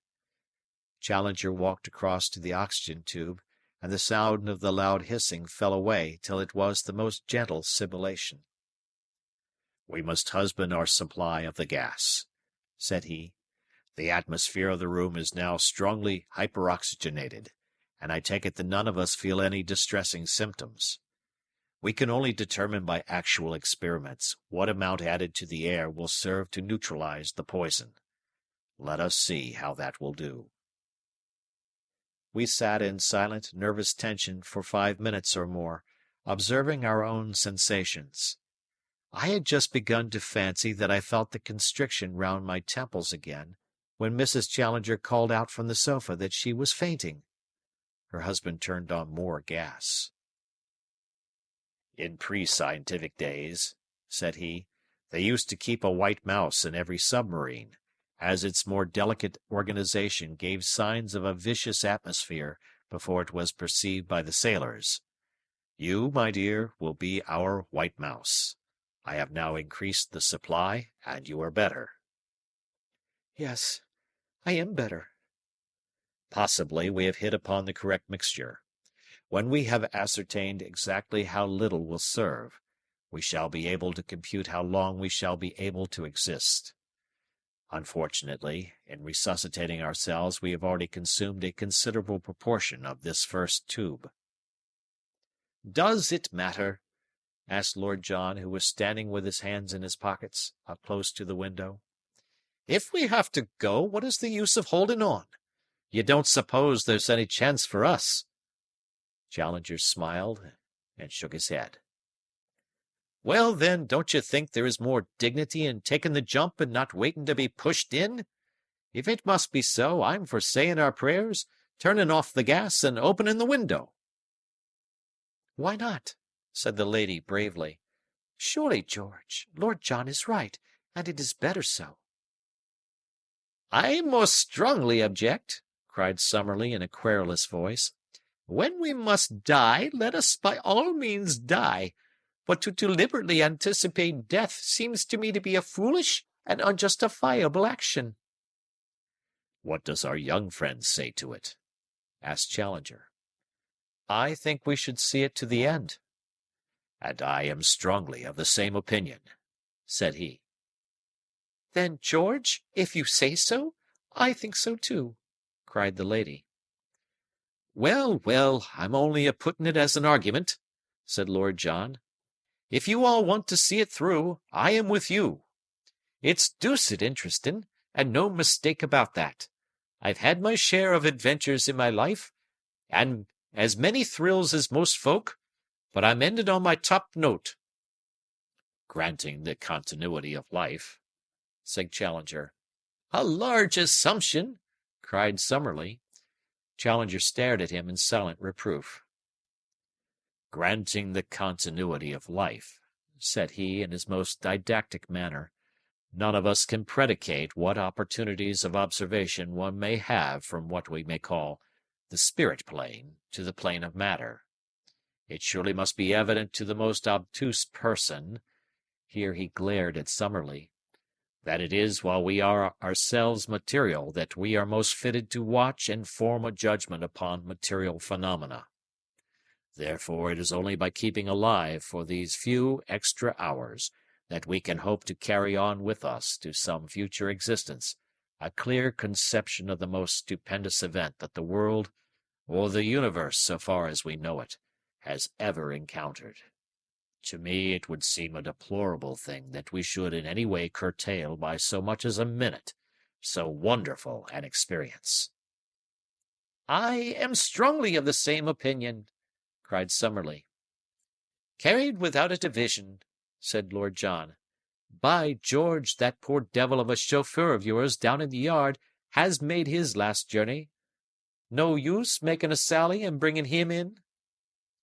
It would be absolute madness, cried Summerlee. Well, I suppose it would, said Lord John. It couldn't help him and would scatter our gas all over the house, even if we ever got back alive. My word, look at the little birds under the trees.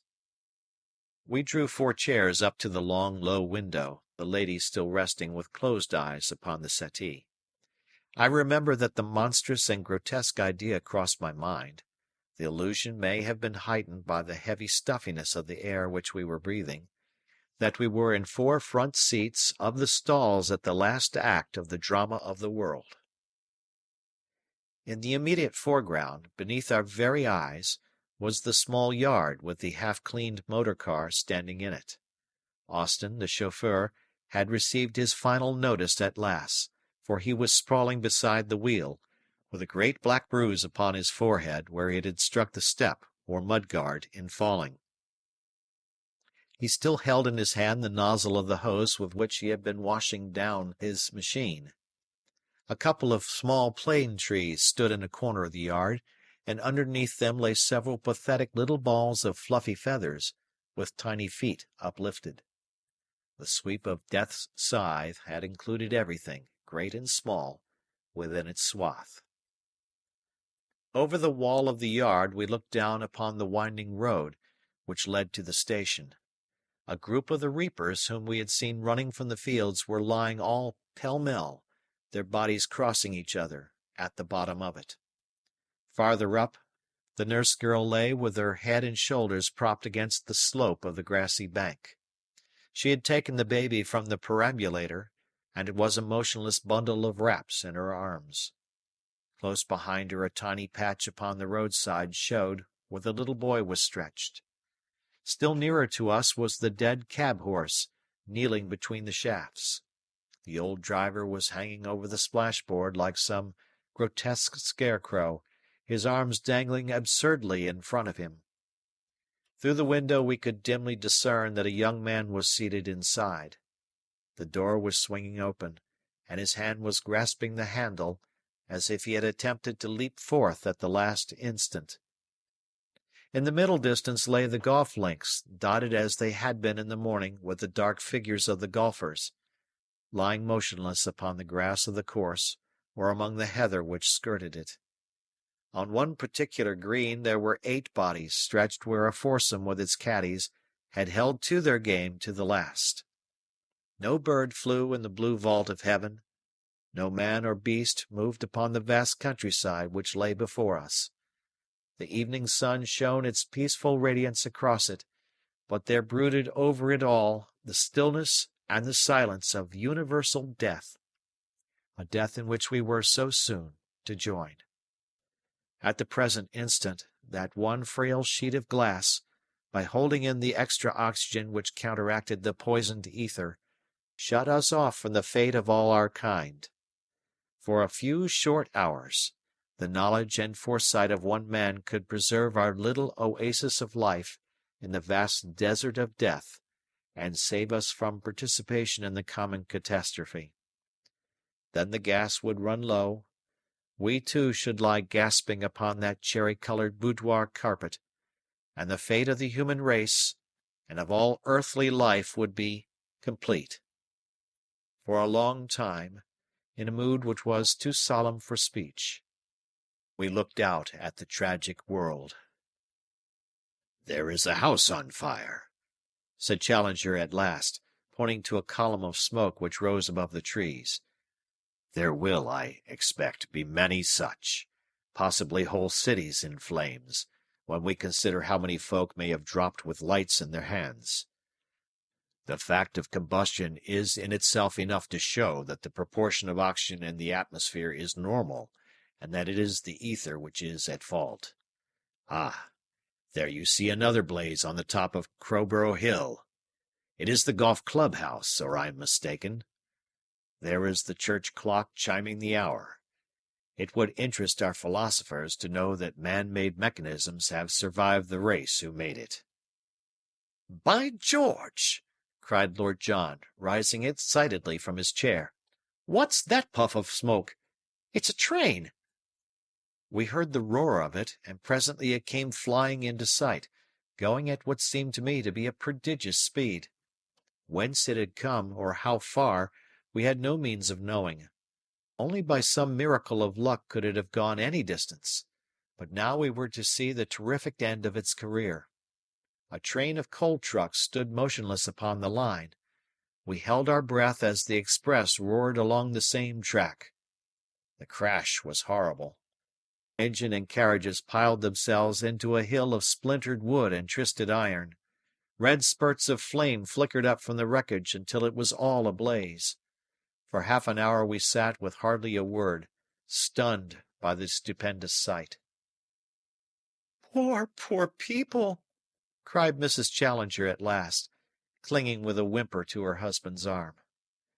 "My dear, the passengers on that train were no more animate than the coals into which they crashed, or the carbon which they have now become," said Challenger, stroking her hand soothingly. "It was a train of the living when it left Victoria, but it was driven and freighted by the dead long before it reached its fate." All over the world the same thing must be going on. said I, as a vision of strange happenings rose before me. Think of the ships at sea, how they will steam on until the furnaces die down or until they run full tilt upon some beach. The sailing ships, too, how they will back and fill with their cargoes of dead sailors, while their timbers rot and their joints leak, till one by one they sink below the surface. Perhaps a century hence the Atlantic may still be dotted with the old drifting derelicts. And the folk in the coal mines, said Summerlee with a dismal chuckle. If ever geologists should by any chance live upon earth again, they will have some strange theories of the existence of man in carboniferous strata. I don't profess to know about such things, remarked Lord John, but it seems to me the earth will be to let, empty, after this. When once our human crowd is wiped off it, how will it ever get on again? The world was empty before, Challenger answered gravely. Under laws which in their inception are beyond and above us, it became peopled. Why may the same process not happen again? My dear Challenger, you can't mean that. I am not in the habit, Professor Summerlee, of saying things which I do not mean. The observation is trivial. Out went the beard, and down came the eyelids. Well, you have lived an obstinate dogmatist, and you mean to die one, said Summerlee sourly. And you, sir, have lived an unimaginative obstructionist, and never can hope now to emerge from it. Your worst critics will never accuse you of lacking imagination, Summerlee retorted. Upon my word, said Lord John, it would be like you if you used up our last gasp of oxygen in abusing each other. What can it matter whether folk come back or not? It surely won't be in our time. In that remark, sir, you betray your own very pronounced limitations, said Challenger severely. The true scientific mind is not to be tied down by its own conditions of time and space. It builds itself an observatory erected upon the borderline of present, which separates the infinite past from the infinite future. From this sure post it makes its sallies even to the beginning and to the end of all things. As to death, the scientific mind dies at its post, working in normal and methodic fashion to the end. It disregards so petty a thing as its own physical dissolution as completely as it does all other limitations upon the plane of matter. Am I right, Professor Summerlee? Summerlee grumbled an ungracious assent. With certain reservations, I agree, said he. The ideal scientific mind, continued Challenger, I put it in the third person rather than appear to be too self-complacent. The ideal scientific mind should be capable of thinking out a point of abstract knowledge in the interval between its owner falling from a balloon and reaching the earth. Men of this strong fibre are needed to form the conquerors of nature and the bodyguard of truth. It strikes me nature's on top this time, said Lord John, looking out of the window. I've read some leadin' articles about you gentlemen controlling her, but she's getting a bit of her own back. It is but a temporary setback, said Challenger with conviction. A few million years, what are they in the great cycle of time? The vegetable world has, as you can see, survived. Look at the leaves of that plane tree. The birds are dead, but the plant flourishes. From this vegetable life, in pond and in marsh, will come in time the tiny crawling microscopic slugs which are the pioneers of that great army of life in which, for the instant, we five have the extraordinary duty of serving as rear guard. Once the lowest form of life has established itself, the final advent of man is as certain as the growth of the oak from the acorn. The old circle will swing round once more. But the poison? I asked. Will that not nip life in the bud? The poison may be a mere stratum or layer in the ether, a mephitic gulf stream across that mighty ocean in which we float, where tolerance may be established and life accommodate itself to a new condition. The mere fact that with a comparatively small hyperoxygenation of our blood we can hold out against it is surely a proof in itself that no very great change would be needed to enable animal life to endure it. The smoking house beyond the trees had burst into flame. We could see the high tongues of fire shooting up into the air. "It's pretty awful," muttered Lord John, more impressed than I had ever seen him. "Well, after all, what does it matter?" I remarked. "The world is dead. Cremation is surely the best burial." "It would shorten us up if this house went ablaze." "I foresaw the danger," said Challenger, "and asked my wife to guard against it." "Everything is quite safe, dear, but my head begins to throb again. What a dreadful atmosphere!" "We must change it," said Challenger. He bent over his cylinder of oxygen. "It's nearly empty," said he. "It has lasted us some 3½ hours. It is now close on 8 o'clock. We shall get through the night comfortably. I should expect the end about 9 o'clock tomorrow morning. We shall see one sunrise, which shall be all our own." He turned on his second tube and opened for half a minute the fanlight over the door. Then, as the air became perceptibly better, but our own symptoms more acute, he closed it once again. "By the way," said he, "man does not live upon oxygen alone. It's dinner time and over. I assure you, gentlemen, that when I invited you to my home, and to what I had hoped would be an interesting reunion, I had intended that my kitchen should justify itself. However, we must do what we can. I am sure that you will agree with me that it would be folly to consume our air too rapidly by lighting an oil stove. I have some small provision of cold meats, bread, and pickles, which, with a couple of bottles of claret, may serve our turn. Thank you, my dear. Now as ever you are the queen of managers." It was indeed wonderful how, with the self-respect and sense of propriety of the British housekeeper, the lady had within a few minutes adorned the central table with a snow-white cloth, laid the napkins upon it, and set forth the simple meal with all the elegance of civilization, including an electric torch lamp in the center. Wonderful also was it to find that our appetites were ravenous. "It is the measure of our emotion," said Challenger, with that air of condescension with which he brought his scientific mind to the explanation of humble facts. "We have gone through a great crisis. That means molecular disturbance. That, in turn, means the need for repair.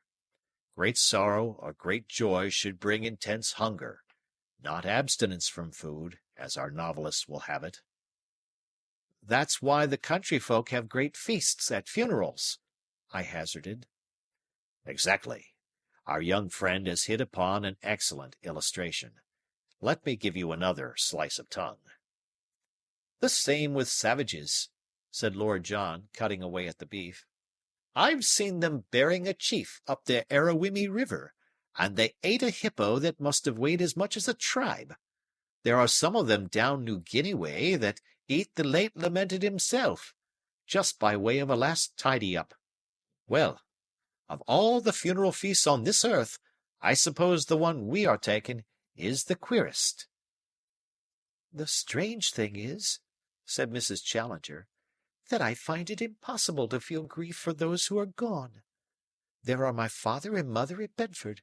I know that they are dead, and yet in this tremendous universal tragedy I can feel no sharp sorrow for any individuals, even for them." "And my old mother in her cottage in Ireland," said I. "I can see her in my mind's eye, with her shawl and her lace cap, lying back with closed eyes in the old high-backed chair near the window, her glasses and her book beside her. Why should I mourn her? She has passed, and I am passing, and I may be nearer her in some other life than England is to Ireland. Yet I grieve to think that that dear body is no more." "As to the body," remarked Challenger. We do not mourn over the parings of our nails, nor the cut locks of our hair, though they were once part of ourselves. Neither does a one-legged man yearn sentimentally over his missing member. Physical body has rather been a source of pain and fatigue to us. It is the constant index of our limitations. Why, then, should we worry about its detachment from our psychical selves? If they can indeed be detached, Summerlee grumbled. But anyhow, universal death is dreadful. As I have already explained, said Challenger, a universal death must in its nature be far less terrible than an isolated one. Same in a battle, remarked Lord John. If you saw a single man lying on that floor with his chest knocked in and a hole in his face, it would turn you sick. But I've seen 10,000 on their backs in the Soudan, and it gave me no such feeling. For when you are making history, the life of any man is too small a thing to worry over. When 1,000 million pass over together, same as happened today, you can't pick your own particular out of the crowd. I wish it were well over with us, said the lady wistfully. Oh, George, I am so frightened. You'll be the bravest of us all, little lady, when the time comes. I've been a blusterous old husband to you, dear, but you'll just bear in mind that G.E.C. is as he was made and couldn't help himself. After all, you wouldn't have had anyone else?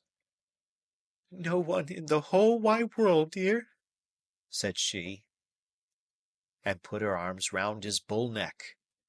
We three walked to the window and stood amazed at the sight which met our eyes. Darkness had fallen, and the dead world was shrouded in gloom. But right across the southern horizon was one long vivid scarlet streak, waxing and waning in vivid pulses of life, leaping suddenly to a crimson zenith, and then dying down to a glowing line of fire. Lewes is ablaze. No, it is Brighton which is burning, said Challenger, stepping across to join us. You can see the curved back of the downs against the glow. That fire is miles on the farther side of it. The whole town must be alight. There were several red glares at different points, and the pile of debris upon the railway line was still smouldering darkly, but they all seemed mere pinpoints of light compared to that monstrous conflagration throbbing beyond the hills. What copy it would have made for the Gazette! Had ever a journalist such an opening and so little chance of using it? The scoop of scoops, and no one to appreciate it. And then, suddenly, the old instinct of recording came over me. If these men of science could be so true to their life's work to the very end, why should not I, in my humble way, be as constant? No human eye might ever rest upon what I had done, but the long night had to be passed somehow, and for me at least, sleep seemed to be out of the question. My notes would help to pass the weary hours and to occupy my thoughts. Thus it is that now I have before me the notebook with its scribbled pages, written confusedly upon my knee in the dim, waning light of our one electric torch. Had I the literary touch, they might have been worthy of the occasion. As it is, they may still serve to bring to other minds the long-drawn emotions and tremors of that awful night. End of chapter.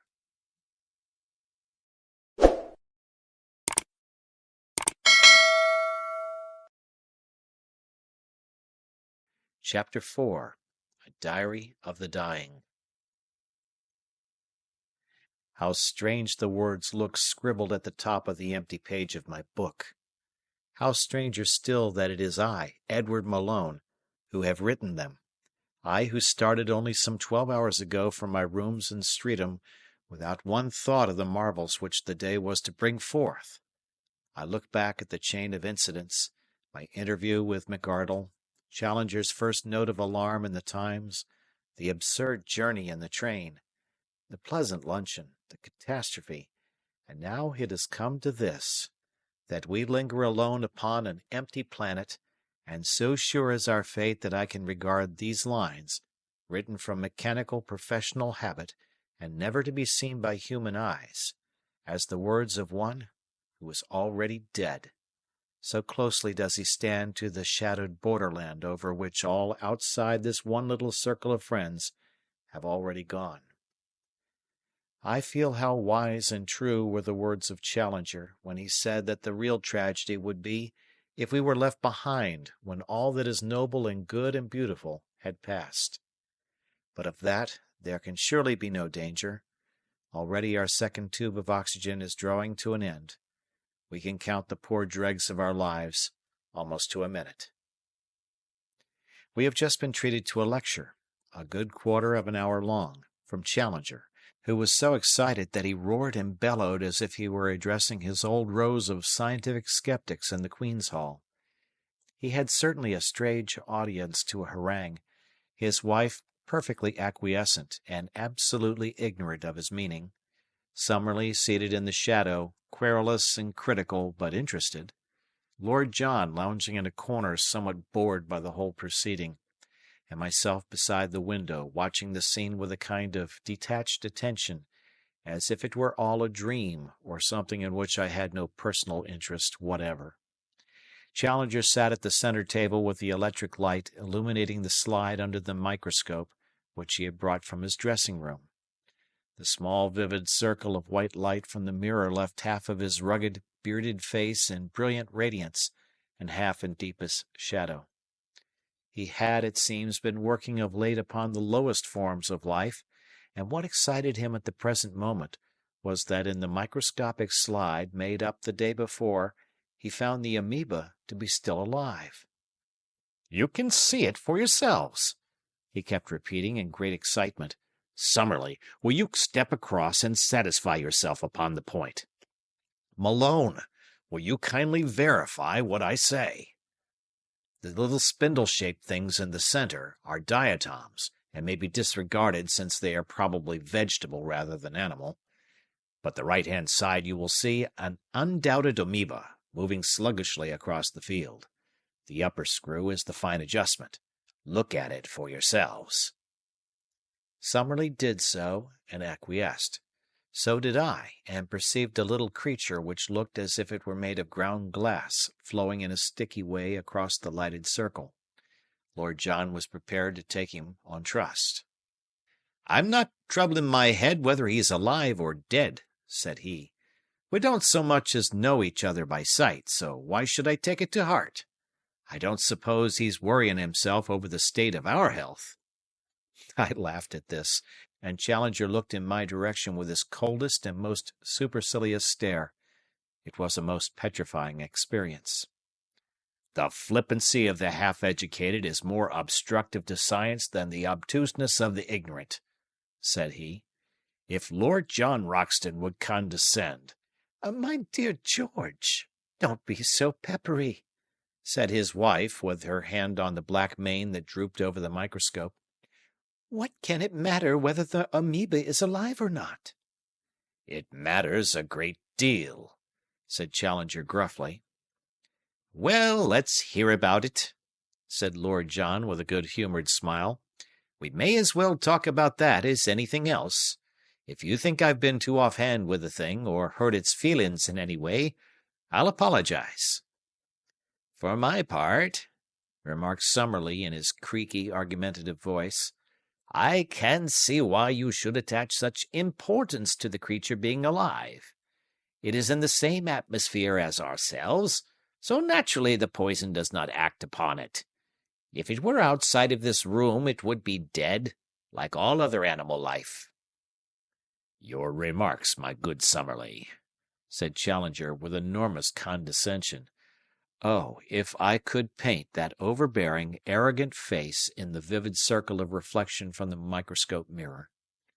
"Your remarks show that you imperfectly appreciate the situation. This specimen was mounted yesterday and is hermetically sealed. None of our oxygen can reach it, but the ether, of course, has penetrated to it, as to every other point upon the universe. Therefore, it has survived the poison. Hence, we may argue that every amoeba outside this room, instead of being dead, as you have erroneously stated, has really survived the catastrophe. Well, even now I don't feel inclined to hip hurrah about it, said Lord John. What does it matter? It just matters this, that the world is living instead of a dead one. If you had the scientific imagination, you would cast your mind forward from this one fact, and you would see some few millions of years hence, a mere passing moment in the enormous flux of the ages, the whole world teeming once more with the animal and human life which will spring from this tiny root. You have seen a prairie fire where the flames have swept every trace of grass or plant from the surface of the earth, and left only a blackened waste. You would think that it must be forever desert, yet the roots of growth have been left behind, and when you pass the place a few years hence, you can no longer tell where the black scars used to be. Here, in this tiny creature, are the roots of growth of the animal world, and by its inherent development and evolution, it will surely in time remove every trace of this incomparable crisis in which we are now involved. Deuced interesting, said Lord John, lounging across and looking through the microscope. Funny little chap to hang number 1 among the family portraits. Got a fine big shirt stud on him. The dark object is his nucleus, said Challenger with the air of a nurse teaching letters to a baby. Well, we needn't feel lonely, said Lord John, laughing. There's somebody living besides us on the earth. You seem to take it for granted, Challenger, said Summerlee, that the object for which this world was created was that it should produce and sustain human life. Well, sir, and what object do you suggest? Asked Challenger, bristling at the least hint of contradiction. Sometimes I think that it is only the monstrous conceit of mankind that makes him think that all this stage was erected for him to strut upon. We cannot be dogmatic about it, but at least without what you have ventured to call monstrous conceit, we can surely say that we are the highest thing in nature. The highest of which we have cognizance. That, sir, goes without saying. Think of all the millions and possibly billions of years that the earth swung empty through space, or, if not empty, at least without a sign or thought of the human race. Think of it, washed by the rain, and scorched by the sun, and swept by the wind for those unnumbered ages. Man only came into being yesterday, so far as geological time goes. Why, then, should it be taken for granted that all this stupendous preparation was for his benefit? For whose, then, or for what? Summerlee shrugged his shoulders. How can we tell? For some reason altogether beyond our conception, and man may have been a mere accident, a byproduct evolved in the process. It is as if the scum upon the surface of the ocean imagined that the ocean was created in order to produce and sustain it, or a mouse in a cathedral thought that the building was its own proper ordained residence. I have jotted down the very words of their argument, but now it degenerates into a mere noisy wrangle with much polysyllabic scientific jargon upon each side. It is no doubt a privilege to hear two such brains discuss the highest questions, but as they are in perpetual disagreement, plain folk like Lord John and I get little that is positive from the exhibition. They neutralize each other, and we are left as they found us. Now the hubbub has ceased, and Summerlee is coiled up in his chair, while Challenger, still fingering the screws of his microscope, is keeping up a continual low, deep, inarticulate growl like the sea after a storm. Lord John comes over to me, and we look out together into the night. There is a pale new moon, the last moon that human eyes will ever rest upon, and the stars are most brilliant. Even in the clear plateau air of South America, I have never seen them brighter. Possibly this etheric change has some effect upon light. The funeral pyre of Brighton is still blazing, and there is a very distant patch of scarlet in the western sky, which may mean trouble at Arundel or Chichester, possibly even at Portsmouth. I sit and muse and make an occasional note.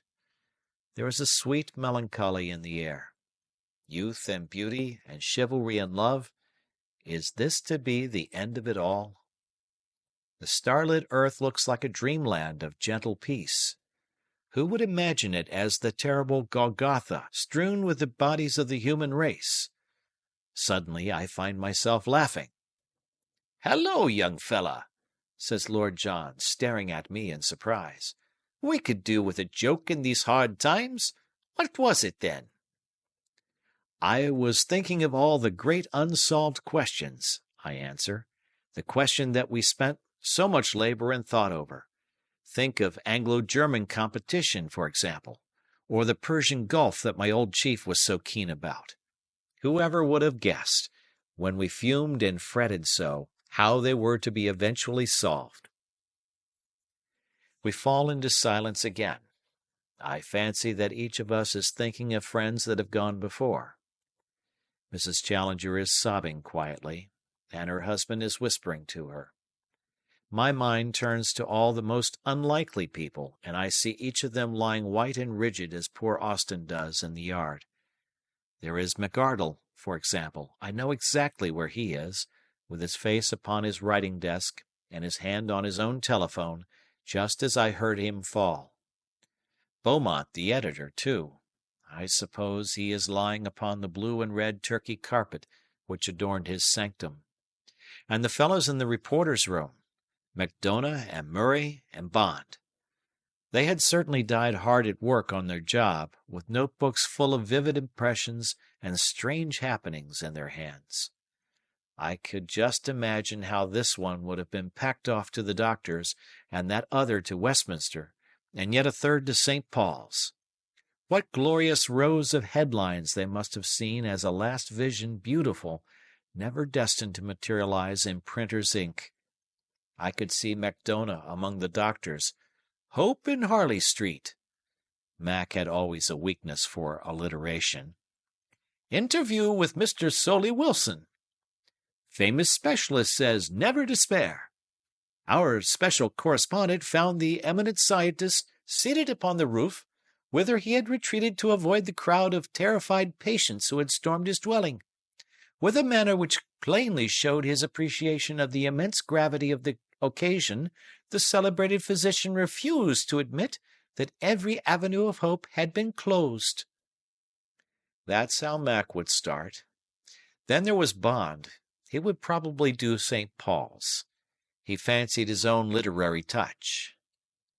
My word, what a theme for him! Standing in the little gallery under the dome and looking down upon that packed mass of despairing humanity, groveling at this last instant before a power which they had so persistently ignored, there rose to my ears from the swaying crowd such a low moan of entreaty and terror, such a shuddering cry for help to the unknown that... and so forth. Yes, it would be a great end for a reporter, though, like myself, he would die with the treasures still unused. What would Bond not give, poor chap, to see J.H.B. at the foot of a column like that? But what drivel I am writing! It is just an attempt to pass the weary time. Mrs. Challenger has gone to the inner dressing-room, and the professor says that she is asleep. He is making notes and consulting books at the central table, as calmly as if years of placid work lay before him. He writes with a very noisy quill pen which seems to be screeching scorn at all who disagree with him. Summerlee has dropped off in his chair, and gives from time to time a peculiarly exasperating snore. Lord John lies back with his hands in his pockets and his eyes closed. How people can sleep under such conditions is more than I can imagine. 3:30 a.m. I have just wakened with a start. It was 5 minutes past 11 when I made my last entry. I remember winding up my watch and noting the time. So I have wasted some 5 hours of the little span still left to us. Who would have believed it possible? but I feel very much fresher and ready for my fate, or try to persuade myself that I am. And yet, the fitter a man is and the higher his tide of life, the more must he shrink from death. How wise and how merciful is that provision of nature by which his earthly anchor is usually loosened by many little imperceptible tugs, until his consciousness has drifted out of its untenable earthly harbor into the great sea beyond. Mrs. Challenger is still in the dressing-room. Challenger has fallen asleep in his chair. What a picture! His enormous frame leans back, his huge, hairy hands are clasped across his waistcoat, and his head is so tilted that I can see nothing above his collar save a tangled bristle of luxuriant beard. He shakes with the vibration of his own snoring. Summerlee adds his occasional high tenor to Challenger's sonorous bass. Lord John is sleeping also, his long body doubled up sideways in a basket chair. The first cold light of dawn is just stealing into the room, and everything is gray and mournful. I look out at the sunrise, that fateful sunrise which will shine upon an unpeopled world. The human race is gone, extinguished in a day, but the planets swing round and the tides rise or fall, and the wind whispers, and all nature goes her way, down, it would seem, to the very amoeba, with never a sign that he who styled himself the Lord of creation had ever blessed or cursed the universe with his presence. Down in the yard lies Austin with sprawling limbs, his face glimmering white in the dawn, and the hose nozzle still projecting from his dead hand. The whole of humankind is typified in that one half ludicrous and half pathetic figure, lying so helpless beside the machine which it used to control. Here end the notes which I made at the time. Henceforward events were too swift and too poignant to allow me to write, but they are too clearly outlined in my memory that any detail could escape me. Some chokiness in my throat made me look at the oxygen cylinders, and I was startled at what I saw. The sands of our lives were running very low. At some period in the night, Challenger had switched the tube from the third to the fourth cylinder. Now it was clear that this also was nearly exhausted. That horrible feeling of constriction was closing in upon me. I ran across and, unscrewing the nozzle, I changed it to our last supply.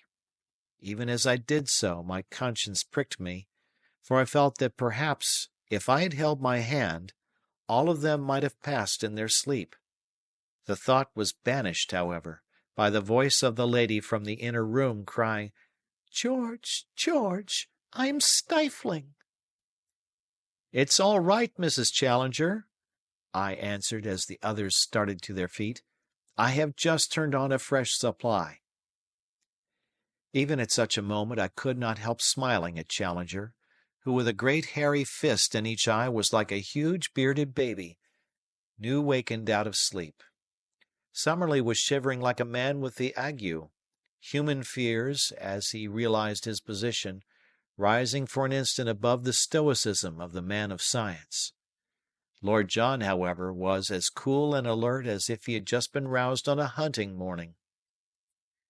"Fifthly and lastly," said he, glancing at the tube, "say, young fella, don't tell me you've been writing up your impressions in that paper on your knee." "Just a few notes to pass the time." "Well, I don't believe anyone but an Irishman would have done that. I expect you'll have to wait till little brother Amoeba gets grown up before you'll find a reader. He don't seem to take much stock of things just at present. Well, Herr Professor, what are the prospects?"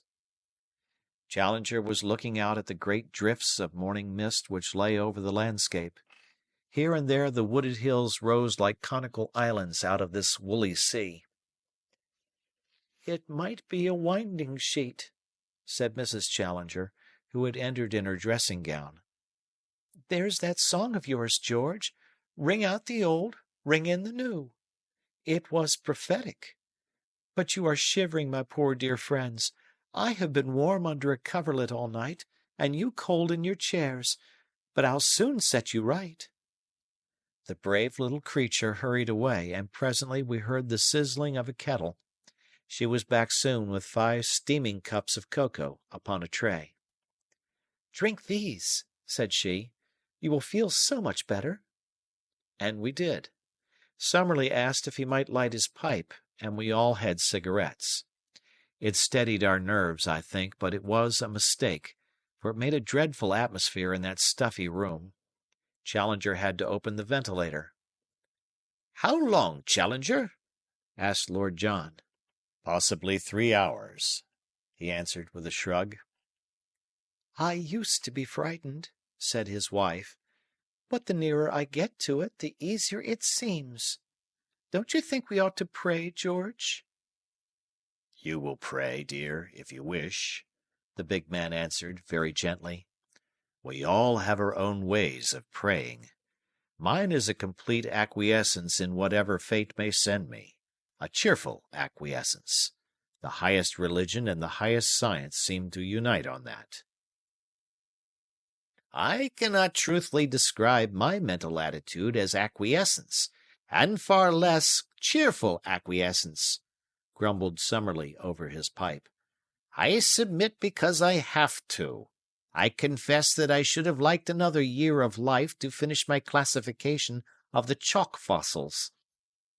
"Your unfinished work is a small thing," said Challenger pompously, "when weighed against the fact that my own magnum opus, the ladder of life, is still in the first stages. My brain, my reading, my experience, in fact my whole unique equipment, were to be condensed into that epoch-making volume. And yet, as I say, I acquiesce." "I expect we've all left some loose ends sticking out," said Lord John. "What are yours, young fellow?" "I was working at a book of verses," I answered. "Well, the world has escaped that anyhow," said Lord John. "There's always compensation somewhere if you grope around." "What about you?" I asked. "Well, it just so happens that I was tidied up and ready. I'd promised Merivale to go to Tibet for a snow leopard in the spring. But it's hard on you, Mrs. Challenger, when you've just built up this pretty house." "Where George is, there is my home. But oh, would I not give for one last walk together in the fresh morning air upon those beautiful downs?" Our hearts re-echoed her words. The sun had burst through the gauzy mists which veiled it, and the whole broad weald was washed in golden light. Sitting in our dark and poisonous atmosphere, that glorious, clean, wind-swept countryside seemed a very dream of beauty. Mrs. Challenger held her hand stretched out to it in her longing. We drew up chairs and sat in a semicircle in the window. The atmosphere was already very close. It seemed to me that the shadows of death were drawing in upon us, the last of our race. It was like an invisible curtain closing down upon every side. "That cylinder is not lasting too well," said Lord John with a long gasp for breath. "The amount contained is variable," said Challenger, "depending upon the pressure and care with which it has been bottled. I am inclined to agree with you, Roxton, that this one is defective." "So we are to be cheated out of the last hour of our lives," Summerlee remarked bitterly. "An excellent final illustration of the sordid age in which we have lived. Well, Challenger, now is your time if you wish to study the subjective phenomena of physical dissolution." "Sit on the stool at my knee, and give me your hand," said Challenger to his wife. "I think, my friends, that a further delay in this insufferable atmosphere is hardly advisable. You would not desire it, dear, would you?" His wife gave a little groan and sank her face against his leg. "I've seen the folk bathing in the Serpentine in winter," said Lord John. "When the rest are in, you see one or two shivering on the bank, envying the others that have taken the plunge. It's the last that have the worst of it. I'm all for a header, and have done with it." You would open the window and face the ether? Better be poisoned than stifled. Summerlee nodded his reluctant acquiescence and held out his thin hand to Challenger. We've had our quarrels in our time, but that's all over, said he. We were good friends and had a respect for each other under the surface. Goodbye. Goodbye, young fella, said Lord John. The window's plastered up. You can't open it. Challenger stooped and raised his wife, pressing her to his breast, while she threw her arms round his neck. "Give me that field-glass, Malone," said he, gravely. I handed it to him.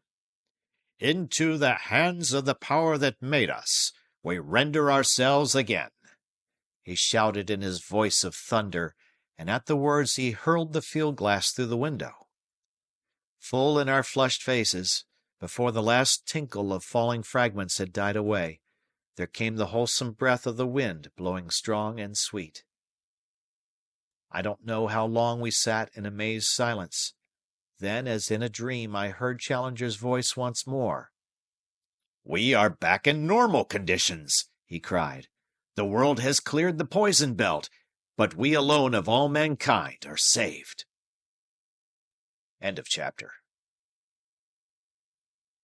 Chapter 5. The Dead World. I remember that we all sat gasping in our chairs, with that sweet, wet southwestern breeze, fresh from the sea, flapping the muslin curtains and cooling our flushed faces. I wonder how long we sat. None of us afterwards could agree at all on that point. We were bewildered, stunned, semi-conscious.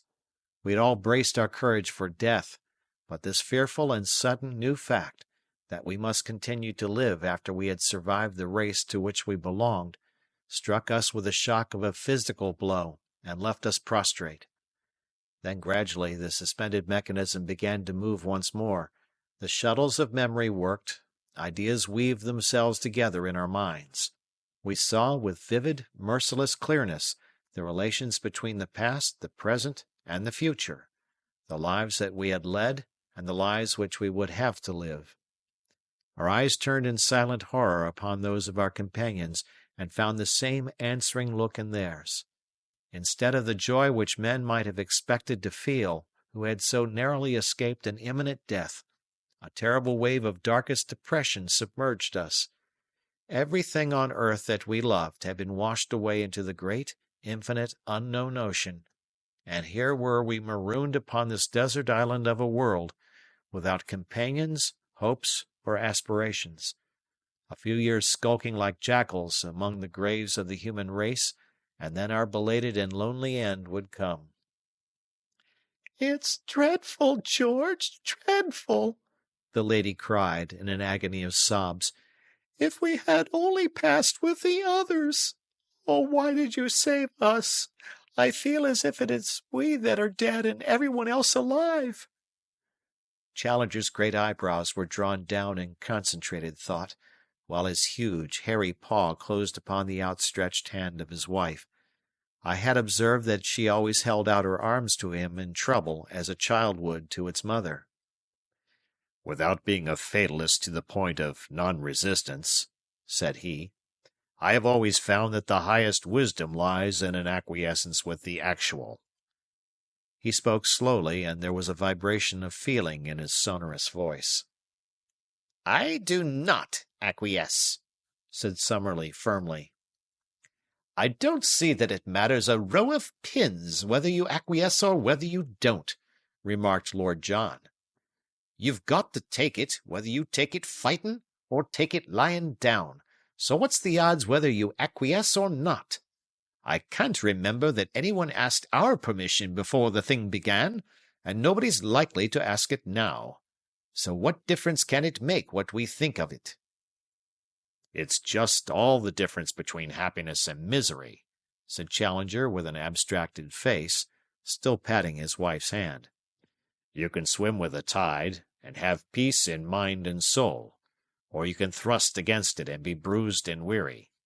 This business is beyond us, so let us accept it as it stands and say no more." But what in the world are we to do with our lives? I asked, appealing in desperation to the blue, empty heaven. What am I to do, for example? There are no newspapers, so there's an end of my vocation. And there's nothing left to shoot, and no more soldiering, so there's an end of mine, said Lord John. And there are no students, so there's an end of mine, cried Summerlee. But I have my husband and my house, so I can thank heaven that there is no end of mine, said the lady. Nor is there an end of mine, remarked Challenger, for science is not dead, and this catastrophe in itself will offer us many most absorbing problems for investigation. He had now flung open the windows, and we were gazing out upon the silent and motionless landscape. Let me consider, he continued. It was about 3, or a little after, yesterday afternoon that the world finally entered the poison belt to the extent of being completely submerged. It is now 9 o'clock. The question is, at what hour did we pass out from it? The air was very bad at daybreak, said I. Later than that, said Mrs. Challenger. As late as 8 o'clock I distinctly felt the same choking at my throat which came at the outset. Then we shall say that it passed just after 8 o'clock. For 17 hours the world has been soaked in the poisonous ether. For that length of time the great gardener has sterilized the human mold which had grown over the surface of his fruit.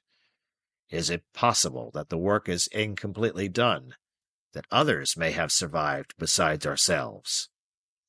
That's what I was wondering, said Lord John. Why should we be the only pebbles on the beach? It is absurd to suppose that anyone besides ourselves can possibly have survived, said Summerlee with conviction. Consider that the poison was so virulent that even a man who is as strong as an ox and has not a nerve in his body, like Malone here, could hardly get up the stairs before he fell unconscious. Is it likely that anyone could stand 17 minutes of it, far less hours? Unless someone saw it coming and made preparation, same as old friend Challenger did.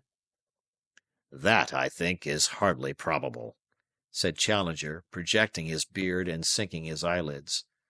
The combination of observation, inference, and anticipatory imagination which enabled me to foresee the danger is what one could hardly expect twice in the same generation.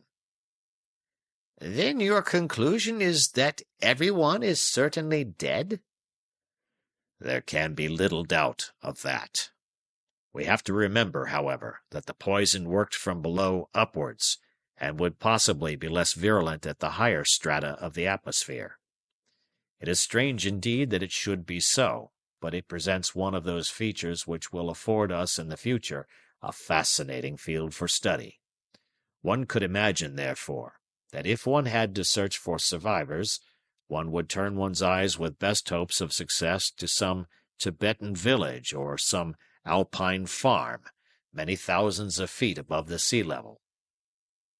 Well, considering that there are no railroads and no steamers, you might as well talk about survivors in the moon, said Lord John. But what I'm asking myself is whether it's really over or whether it's only half-time. Summerlee craned his neck to look round the horizon. It seems clear and fine, said he in a very dubious voice, but so it did yesterday. I am by no means assured that it is all over. Challenger shrugged his shoulders. We must come back once more to our fatalism, said he. If the world has undergone this experience before, which is not outside the range of possibility, it was certainly a very long time ago. Therefore, we may reasonably hope that it will be very long before it occurs again. That's all very well, said Lord John, but if you get an earthquake shock, you are mighty likely to have a second one right on the top of it. I think we'd be wise to stretch our legs and have a breath of air while we have the chance. Since our oxygen is exhausted, we may just as well be caught outside as in." It was strange the absolute lethargy which had come upon us as a reaction after our tremendous emotions of the last 24 hours. It was both mental and physical, a deep-lying feeling that nothing mattered, and that everything was a weariness and a profitless exertion.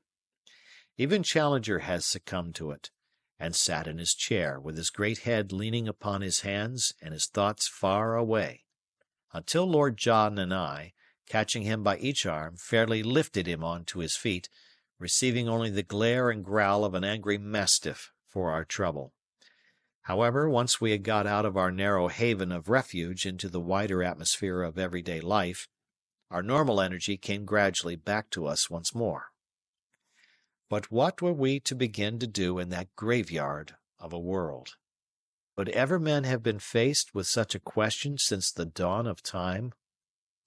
It is true that our own physical needs, and even our luxuries, were assured for the future. All the stores of food, all the vintages of wine, all the treasures of art were ours for the taking. But what were we to do? Some few tasks appealed to us at once, since they lay ready to our hands. We descended into the kitchen and laid the two domestics upon their respective beds. They seemed to have died without suffering, one in the chair by the fire, the other upon the scullery floor. Then we carried in poor Austin from the yard.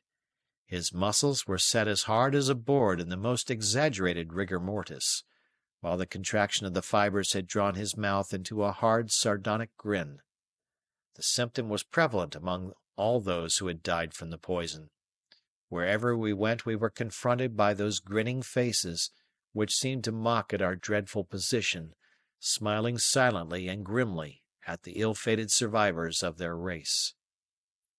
"Look here," said Lord John, who had paced restlessly about the dining-room whilst we partook of some food. "I don't know how you fellows feel about it, but for my part, I simply can't sit here and do nothing." "Perhaps," Challenger answered, "you would have the kindness to suggest what you think we ought to do." "Get a move on us, and see all that has happened." "That is what I should myself propose." "But not in this little country village. We can see from the window all that this place can teach us." "Where should we go, then?" "To London." "That's all very well," grumbled Summerlee. "You may be equal to a 40-mile walk, but I'm not so sure about Challenger with his stumpy legs, and I am perfectly sure about myself." Challenger was very much annoyed. "If you could see your way, sir, to confining your remarks to your own physical peculiarities, you would find that you had an ample field for comment," he cried. "I had no intention to offend you, my dear Challenger," cried our tactless friend. "You can't be held responsible for your own physique. If nature had given you a short, heavy body, you cannot possibly help having stumpy legs." Challenger was too furious to answer. He could only growl and blink and bristle. Lord John hastened to intervene before the dispute became more violent. "You talk of walking. Why should we walk?" said he. "Do you suggest taking a train?" asked Challenger, still simmering. "What's the matter with the motor car? Why should we not go in that?" "I am not an expert," said Challenger, pulling at his beard reflectively. "At the same time, you are right in supposing that the human intellect in its higher manifestations should be sufficiently flexible to turn itself to anything. Your idea is an excellent one, Lord John. I myself will drive you all to London." "You will do nothing of the kind," said Summerlee with decision. "No, indeed, George," cried his wife. "You only tried once, and you remember how you crashed through the gate of the garage." "It was a momentary want of concentration," said Challenger complacently. "You can consider the matter settled. I will certainly drive you all to London." The situation was relieved by Lord John. "What's the car?" he asked. A 20 horsepower Humber. Why, I've driven one for years, said he. By George! He nodded. I never thought I'd live to take the whole human race in one load. There's just room for 5, as I remember it. Get your things on, and I'll be ready at the door by 10 o'clock. Sure enough, at the hour named, the car came purring and crackling from the yard with Lord John at the wheel. I took my seat beside him, while the lady, a useful little buffer state, was squeezed in between the 2 men of wrath at the back. Then Lord John released his brakes, slid his lever rapidly from first to third, and we sped off upon the strangest drive that ever human beings have taken since man first came upon the earth. You are to picture the loveliness of nature upon that August day, the freshness of the morning air, the golden glare of the summer sunshine, the cloudless sky, the luxuriant green of the Sussex woods, and the deep purple of heather-clad downs. As you looked round upon the many-coloured beauty of the scene, all thought of a vast catastrophe would have passed from your mind had it not been for one sinister sign, the solemn, all-embracing silence. There is a gentle hum of life which pervades a closely settled country, so deep and constant that one ceases to observe it, as the dweller by the sea loses all sense of the constant murmur of the waves. The twitter of birds, the buzz of insects, the far-off echo of voices, the lowing of cattle, the distant barking of dogs, roar of trains, and rattle of carts, all these form one low, unremitting note, striking unheeded upon the ear. We missed it now. This deadly silence was appalling. So solemn was it, so impressive, that the buzz and rattle of our motor car seemed an unwarrantable intrusion, an indecent disregard of this reverent stillness which lay like a pall over and round the ruins of humanity. It was this grim hush, and the tall clouds of smoke which rose here and there over the countryside from smouldering buildings, which cast a chill into our hearts as we gazed round at the glorious panorama of the Weald. And then there were the dead. At first those endless groups of drawn and grinning faces filled us with a shuddering horror. So vivid and mordant was the impression that I can live over again that slow descent of the station hill, the passing by the nurse girl with the 2 babies, the sight of the old horse on his knees between the shafts, the cabman twisted across the seat, and the young man inside with his hand upon the open door in the very act of springing out. Lower down were 6 reapers all in a litter, their limbs crossing, their dead, unwinking eyes gazing upwards at the glare of heaven. These things I see as in a photograph.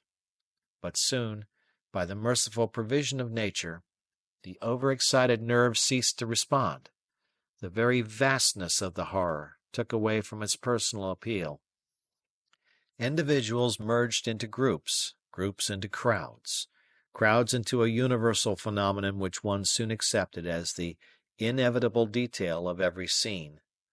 Only here and there, where some particularly brutal or grotesque incident caught the attention, did the mind come back with a sudden shock to the personal and human meaning of it all.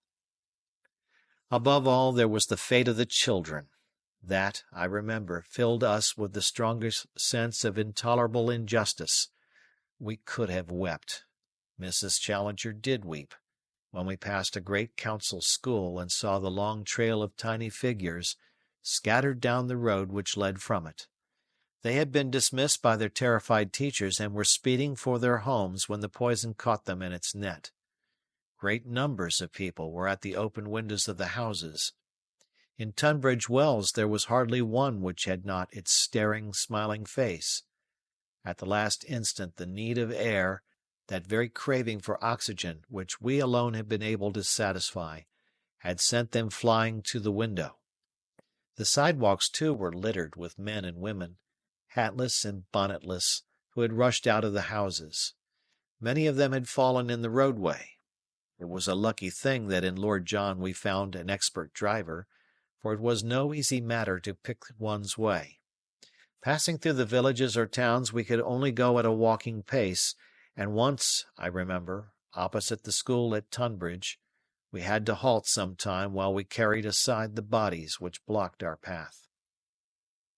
A few small, definite pictures stand out in my memory from amid that long panorama of death upon the Sussex and Kentish high roads. One was that of a great glittering motor car standing outside the inn at the village of Southborough. It bore, as I should guess, some pleasure party upon their return from Brighton or from Eastbourne. There were 3 gaily dressed women, all young and beautiful, one of them with a Peking spaniel upon her lap. With them were a rakish-looking elderly man and a young aristocrat, his eyeglass still in his eye, his cigarette burned down to the stub between the fingers of his begloved hand. Death must have come on them in an instant and fixed them as they sat. Save that the elderly man had at the last moment torn out his collar in an effort to breathe, they might all have been asleep. On one side of the car a waiter with some broken glasses beside a tray was huddled near the step. On the other, 2 very ragged tramps, a man and a woman, lay where they had fallen, the man with his long thin arm still outstretched, even as he had asked for alms in his lifetime.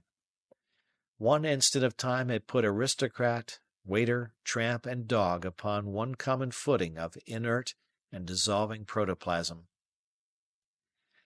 I remember another singular picture, some miles on the London side of Sevenoaks.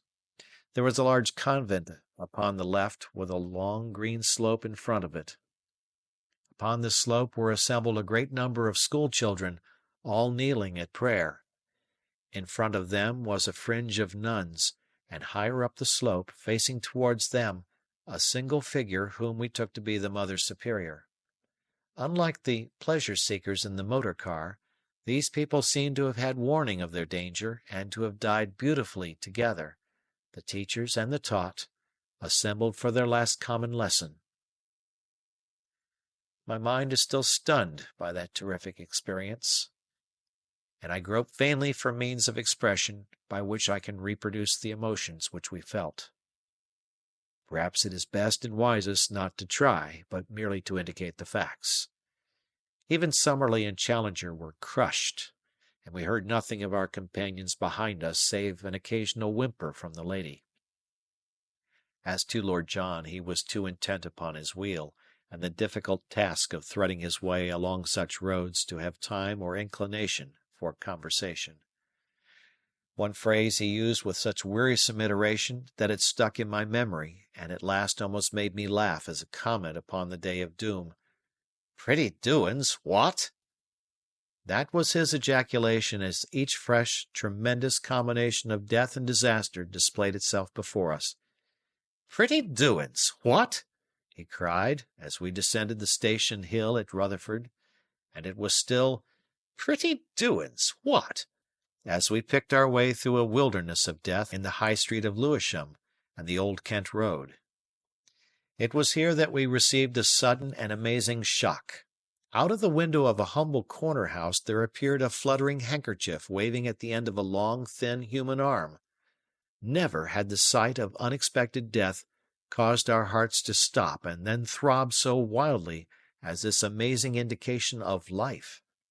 Lord John ran the motor to the curb, and in an instant we had rushed through the open door of the house and up the staircase to the second-floor front room from which the signal proceeded. A very old lady sat in a chair by the open window, and, close to her, laid across a second chair, was a cylinder of oxygen, smaller but of the same shape as those which had saved our own lives. She turned her thin, drawn, bespectacled face toward us as we crowded in at the doorway. "I feared that I was abandoned here for ever," said she, "for I am an invalid and cannot stir." "Well, madam," Challenger answered, "it is a lucky chance that we happened to pass." "I have one all-important question to ask you," said she. "Gentlemen, I beg that you will be frank with me. What effect will these effects have upon London and North Western Railway shares." We should have laughed had it not been for the tragic eagerness with which she listened for our answer. Mrs. Burston, for that was her name, was an aged widow, whose whole income depended upon a small holding of this stock. Her life had been regulated by the rise and fall of the dividend, and she could form no conception of existence save as it was affected by the quotation of her shares. In vain we pointed out to her that all the money in the world was hers for the taking, and was useless when taken. Her old mind would not adapt itself to the new idea, and she wept loudly over her vanished stock. "It was all I had," she wailed, "and if that is gone, I may as well go too." Amid her lamentations we found out how this frail old plant had lived where the whole great forest had fallen. She was a confirmed invalid and an asthmatic. Oxygen had been prescribed for her malady, and a tube was in her room at the moment of the crisis. She had naturally inhaled some, as had been her habit when there was a difficulty with her breathing. It had given her relief, and by doling out her supply she had managed to survive the night. Finally she had fallen asleep and been awakened by the buzz of our motor car. As it was impossible to take her on with us, we saw that she had all her necessaries of life and promised to communicate with her in a couple of days at the latest. So we left her, still weeping bitterly over her vanished stock. As we approached the Thames, the block in the streets became thicker and the obstacles more bewildering. It was with difficulty that we made our way across London Bridge. The approaches to it upon the Middlesex side were choked from end to end with frozen traffic, which made all further advance in that direction impossible. A ship was blazing brightly alongside one of the wharves near the bridge, and the air was full of drifting smuts and of a heavy acrid smell of burning. There was a cloud of dense smoke somewhere near the Houses of Parliament, but it was impossible from where we were to see what was on fire. "I don't know how it strikes you," Lord John remarked as he brought his engine to a standstill, "but it seems to me the country is more cheerful than the town. Dead London is getting on my nerves. I'm for a cast round and then getting back to Rotherfield." "I confess that I do not see what we can hope for here," said Professor Summerlee. "At the same time," said Challenger, his great voice booming strangely amid the silence, "it is difficult for us to conceive that out of 7 millions of people there is only this one old woman who by some peculiarity of constitution or some accident of occupation has managed to survive this catastrophe." "If there should be others, how can we hope to find them, George?" asked the lady. "And yet I agree with you that we cannot go back until we have tried." Getting out of the car, and leaving it by the curb, we walked with some difficulty across the crowded pavement of King William Street, and entered the open door of a large insurance office. It was a corner house, and we chose it as commanding a view in every direction. Ascending the stair, we passed through what I supposed to have been the boardroom, for 8 elderly men were seated round a long table in the centre of it. The high window was open, and we all stepped out upon the balcony. From it we could see the crowded city streets, radiating in every direction, while below us the road was black from side to side with the tops of the motionless taxis. All, or nearly all, had their heads pointed outwards, showing how the terrified men of the city had at the last moment made a vain endeavour to rejoin their families in the suburbs or the country. Here and there amid the humbler cabs towered the great brass-spangled motor-car of some wealthy magnate, wedged hopelessly among the damned stream of arrested traffic. Just beneath us there was such a one of great size and luxurious appearance, with its owner, a fat old man, leaning out, half his gross body through the window, and his podgy hand, gleaming with diamonds, outstretched as he urged his chauffeur to make a last effort to break through the press. A dozen motor buses towered up like islands in this flood, the passengers who crowded the roofs lying all huddled together and across each other's laps, like a child's toys in a nursery. On a broad lamp pedestal in the centre of the roadway, a burly policeman was standing, leaning his back against the post in so natural an attitude that it was hard to realize that he was not alive, while at his feet there lay a ragged newsboy with his bundle of papers on the ground beside him. A paper cart had got blocked in the crowd, and we could read in large letters, black upon yellow, "Scene at Lord's. County match interrupted." This must have been the earliest edition, for there were other placards bearing the legend, "Is it the end? Great scientist's warning." And another, "Is Challenger justified? Ominous rumors." Challenger pointed the latter placard out to his wife as it thrust itself like a banner above the throng. I could see him throw out his chest and stroke his beard as he looked at it. It pleased and flattered that complex mind to think that London had died with his name and his words still present in their thoughts. His feelings were so evident that they aroused the sardonic comment of his colleague. "In the limelight to the last, Challenger," he remarked. "So it would appear," he answered complacently. "Well," he added as he looked down the long vista of the radiating streets, all silent and all choked up with death, "I really see no purpose to be served by our staying any longer in London. I suggest that we return at once to Rotherfield, and then take counsel as to how we shall most profitably employ the years which lie before us." Only one other picture shall I give of the scenes which we carried back in our memories from the dead city. It is a glimpse which we had of the interior of the old church of St. Mary's, which is at the very point where our car was awaiting us. Picking our way among the prostrate figures upon the steps, we pushed open the swing door and entered. It was a wonderful sight. The church was crammed from end to end with kneeling figures in every posture of supplication and abasement. At the last dreadful moment, brought suddenly face to face with the realities of life, those terrific realities which hang over us even while we follow the shadows, the terrified people had rushed into these old city churches which for generations had hardly ever held a congregation. There they huddled as close as they could kneel, many of them in their agitation still wearing their hats, while above them in the pulpit a young man in lay dress had apparently been addressing them when he and they had been overwhelmed by the same fate.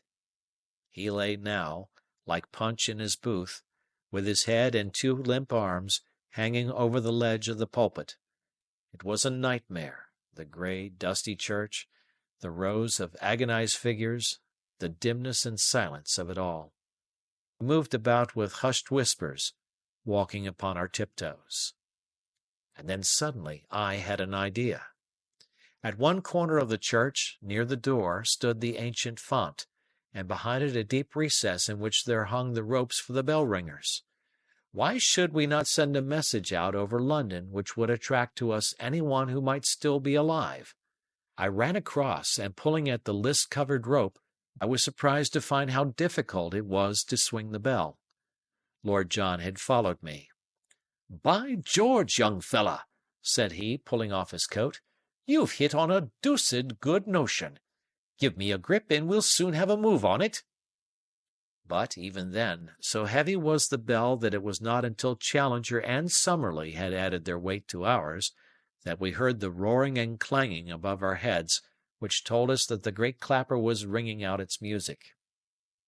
Far over dead London resounded our message of comradeship and hope to any fellow man surviving. It cheered our own hearts, that strong metallic call, and we turned the more earnestly to our work, dragged 2 feet off the earth with each upward jerk of the rope, but all straining together on the downward heave, Challenger the lowest of all, bending all his great strength to the task, and flopping up and down like a monstrous bullfrog, croaking with every pull. It was at that moment that an artist might have taken a picture of the 4 adventurers, the comrades of many strange perils in the past, whom fate had now chosen for so supreme an experience. For half an hour we worked, the sweat dropping from our faces, our arms and backs aching with the exertion. Then we went out into the portico of the church and looked eagerly up and down the silent, crowded streets. Not a sound, not a motion, in answer to our summons. "It's no use, no one is left," I cried. "We can do nothing more," said Mrs. Challenger. "For God's sake, George, let us get back to Rotherfield. Another hour of this dreadful silent city would drive me mad." We got into the car without another word. Lord John backed her round and turned her to the south. To us, the chapter seemed closed. Little did we foresee the strange new chapter which was to open. End of chapter. Chapter 6. The Great Awakening. And now I come to the end of this extraordinary incident, so overshadowing in its importance not only in our own small individual lives, but in the general history of the human race. As I said when I began my narrative, when that history comes to be written, this occurrence will surely stand out among all other events like a mountain towering among its foothills. Our generation has been reserved for a very special fate, since it has been chosen to experience so wonderful a thing. How long its effect may last, how long mankind may preserve the humility and reverence which this great shock has taught it, can only be shown by the future. I think it is safe to say that things can never be quite the same again. Never can one realize how powerless and ignorant one is, and how one is upheld by an unseen hand, until, for an instant, that hand does seem to close and to crush. Death has been imminent upon us. We know that at any moment it may be again. That grim presence shadows our lives, but who can deny that in that shadow the sense of duty, the feeling of sobriety and responsibility, the appreciation of the gravity and of the objects of life, the earnest desire to develop and improve, have grown and become real with us to a degree that has leavened our whole society from end to end? It is something beyond sex and beyond dogmas. It is rather an alteration of perspective, a shifting of our sense of proportion, a vivid realization that we are insignificant and evanescent creatures, existing on sufferance and at the mercy of the first chill wind from the unknown. But if the world has grown graver with this knowledge, it is not, I think, a sadder place in consequence. Surely we are agreed that the more sober and restrained pleasures of the present are deeper as well as wiser than the noisy, foolish hustle which passed so often for enjoyment in the days of old, days so recent and yet already so inconceivable. Those empty lives which were wasted in aimless visiting and being visited, in the worry of great and unnecessary households, in the arranging and eating of elaborate and tedious meals, have now found rest and health in the reading, the music, the gentle family communion which comes from a simpler and saner division of their time. With greater health and greater pleasure they are richer than before, even after they have paid those increased contributions to the common fund which have so raised the standard of life in these islands. There is some clash of opinion as to the exact hour of the Great Awakening. It is generally agreed that, apart from the difference of clocks, there may have been local causes which influenced the action of the poison. Certainly, in each separate district the resurrection was practically simultaneous. There are numerous witnesses that Big Ben pointed to 10 minutes past 6 at the moment. The Astronomer Royal has fixed the Greenwich time at 12 past 6. On the other hand, Laird Johnson, a very capable East Anglia observer, has recorded 6:20 as the hour. In the Hebrides it was as late as 7. In our own case there can be no doubt whatever, for I was seated in Challenger's study with his carefully tested chronometer in front of me at the moment. The hour was 6:15. An enormous depression was weighing upon my spirits. The cumulative effect of all the dreadful sights which we had seen upon our journey was heavy upon my soul. With my abounding animal health and great physical energy, any kind of mental clouding was a rare event. I had the Irish faculty of seeing some gleam of humour in every darkness. But now the obscurity was appalling and unrelieved. The others were downstairs making their plans for the future.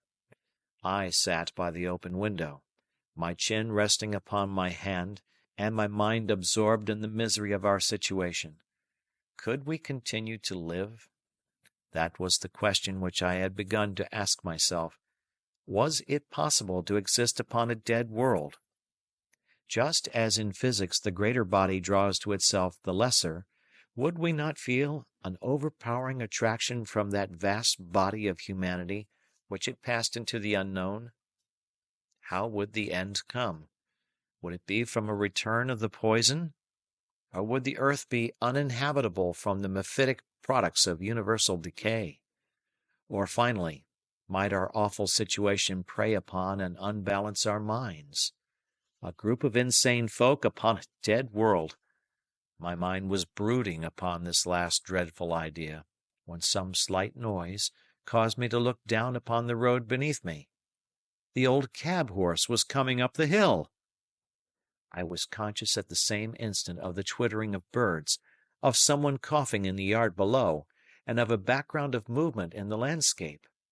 And yet I remember that it was that absurd, emaciated, superannuated cab-horse which held my gaze. Slowly and wheezily it was climbing the slope. Then my eye travelled to the driver sitting hunched up upon the box, and finally to the young man who was leaning out of the window in some excitement and shouting a direction. They were all indubitably, aggressively alive. Everybody was alive once more. Had it all been a delusion? Was it conceivable that this whole poison belt incident had been an elaborate dream? For an instant my startled brain was really ready to believe it. Then I looked down, and there was the rising blister on my hand where it was frayed by the rope of the city bell. It had really been so, then. And yet here was the world resuscitated. Here was life come back in an instant full tide to the planet. Now, as my eyes wandered all over the great landscape, I saw it in every direction, and moving, to my amazement, in the very same groove in which it had halted. There were the golfers. Was it possible that they were going on with their game? Yes, there was a fellow driving off from a tee, and that other group upon the green were surely putting for the hole. The reapers were slowly trooping back to their work. The nurse girl slapped one of her charges and then began to push the perambulator up the hill. Every one had unconcernedly taken up the thread at the very point where they had dropped it. I rushed downstairs, but the hall door was open, and I heard the voices of my companions, loud in astonishment and congratulation, in the yard. How we all shook hands and laughed as we came together, and how Mrs. Challenger kissed us all in her emotion before she finally threw herself into the bear hug of her husband. "But they could not have been asleep," cried Lord John. "Dash it all, Challenger, you don't mean to believe that those folk were asleep with their staring eyes and stiff limbs and that awful death grin on their faces?" "It can only have been the condition that is called catalepsy," said Challenger. "It has been a rare phenomenon in the past and has constantly been mistaken for death. While it endures, the temperature falls, the respiration disappears, the heartbeat is indistinguishable. In fact, it is death, save that it is evanescent. Even the most comprehensive mind," here he closed his eyes and simpered, "could hardly conceive a universal outbreak of it in this fashion." "You may label it catalepsy," remarked Summerlee, "but after all it is only a name, and we know as little of the truth as we do of the poison which has caused it. The most we can say is that the vitiated ether has produced a temporary death." Austin was seated all in a heap on the step of the car. It was his coughing which I had heard from above. He had been holding his head in silence, but now he was muttering to himself and running his eyes over the car. Young fathead, he grumbled. Can't leave things alone. What's the matter, Austin? Lubricators left running, sir. Someone has been fooling with the car. I expect it's that young garden boy, sir. Lord John looked guilty. I don't know what's amiss with me, continued Austin, staggering to his feet. I expect I came over queer when I was hosing her down. I seem to remember flopping over by the step. But I'll swear I never left those lubricator taps on. In a condensed narrative, the astonished Austin was told what had happened to himself and the world. The mystery of the dripping lubricators was also explained to him. He listened with an air of deep distrust when told how an amateur had driven his car, and with absorbed interest to the few sentences in which our experiences of the sleeping city were recorded. I can remember his comment when the story was concluded. Was you outside the Bank of England, sir? Yes, Austin. With all them millions inside, and everybody asleep? That was so. And I not there, he groaned, and turned dismally once more to the hosing of his car. There was a sudden grinding of wheels upon gravel. The old cab had actually pulled up at Challenger's door. I saw the young occupant step out from it. An instant later the maid, who looked as tousled and bewildered as if she had that instant been aroused from the deepest sleep, appeared with a card upon a tray. Challenger snorted ferociously as he looked at it, and his thick black hair seemed to bristle up in his wrath. "A pressman," he growled. Then, with a deprecating smile, "After all, it is natural that the whole world should hasten to know what I think of such an episode." "That can hardly be his errand," said Summerlee, "for he was on the road in his cab before ever the crisis came." I looked at the card. James Baxter, London correspondent, New York Monitor. "You'll see him?" said I. "Not I." "Oh, George, you should be kinder and more considerate to others. Surely you have learned something from what we have undergone?" He tut-tutted and shook his big obstinate head. "A poisonous breed. Eh, Malone? The worst weed in modern civilization, the ready tool of the quack, and the hindrance of the self-respecting man. When did they ever say a good word for me?" "When did you ever say a good word to them?" I answered. "Come, sir, this is a stranger who has made a journey to see you. I am sure that you won't be rude to him." Well, he grumbled, "you come with me and do the talking. I protest in advance against any such outrageous invasion of my private life." Muttering and mumbling, he came rolling after me like an angry and rather ill-conditioned mastiff. The dapper young American pulled out his notebook and plunged instantly into his subject. "I came down, sir," said he, "because our people in America would very much like to hear about this danger which is, in your opinion, pressing upon the world." "I know of no danger which is now pressing upon the world," Challenger answered gruffly. The pressman looked at him in mild surprise. "I meant, sir, the chances that the world might run into a belt of poisonous ether." "I do not now apprehend any such danger," said Challenger. The pressman looked even more perplexed. "You are Professor Challenger, are you not?" he asked. "Yes, sir, that is my name." "I cannot understand, then, how you can say that there is no such danger. I am alluding to your own letter, published above your name in the London Times of this morning." It was Challenger's turn to look surprised. "This morning," said he.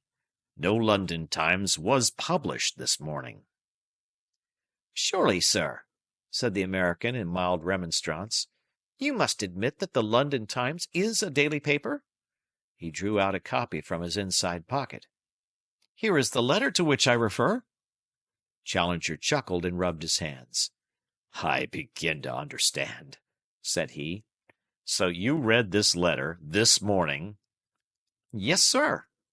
And came at once to interview me? Yes, sir. Did you observe anything unusual upon the journey down?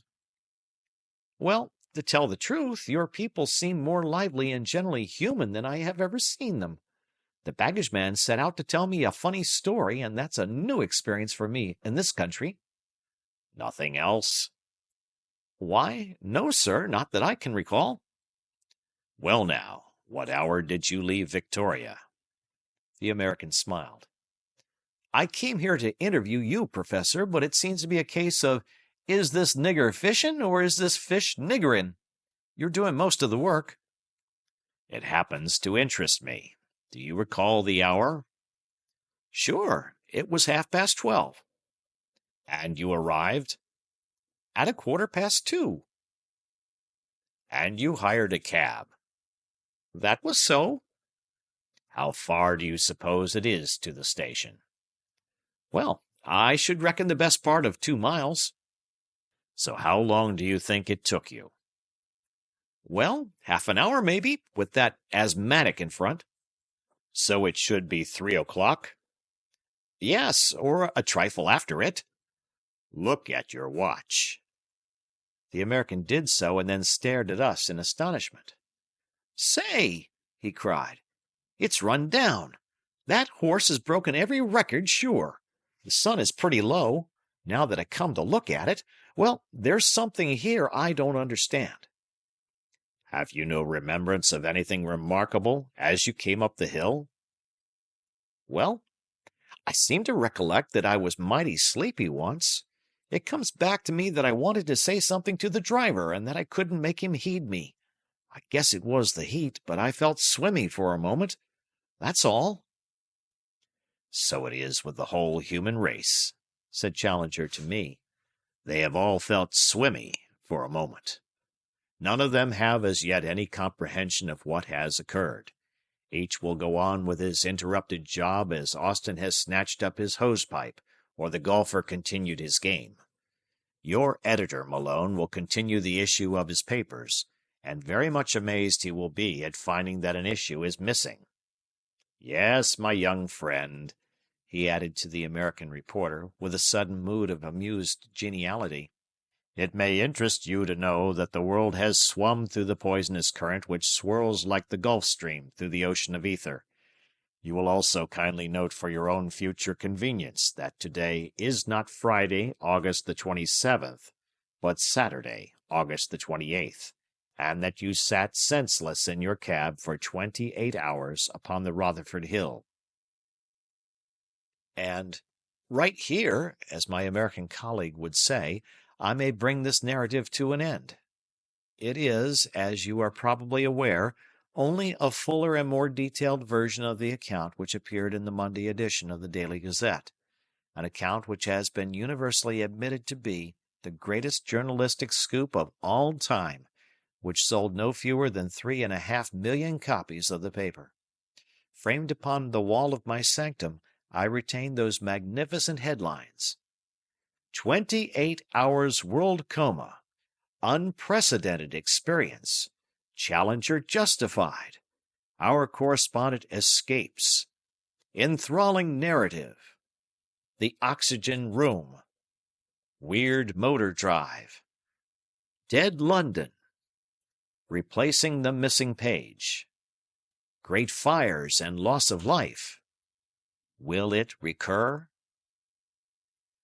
Underneath this glorious scroll came 9.5 columns of narrative in which appeared the first, last, and only account of the history of the planet, so far as one observer could draw it, during one long day of its existence.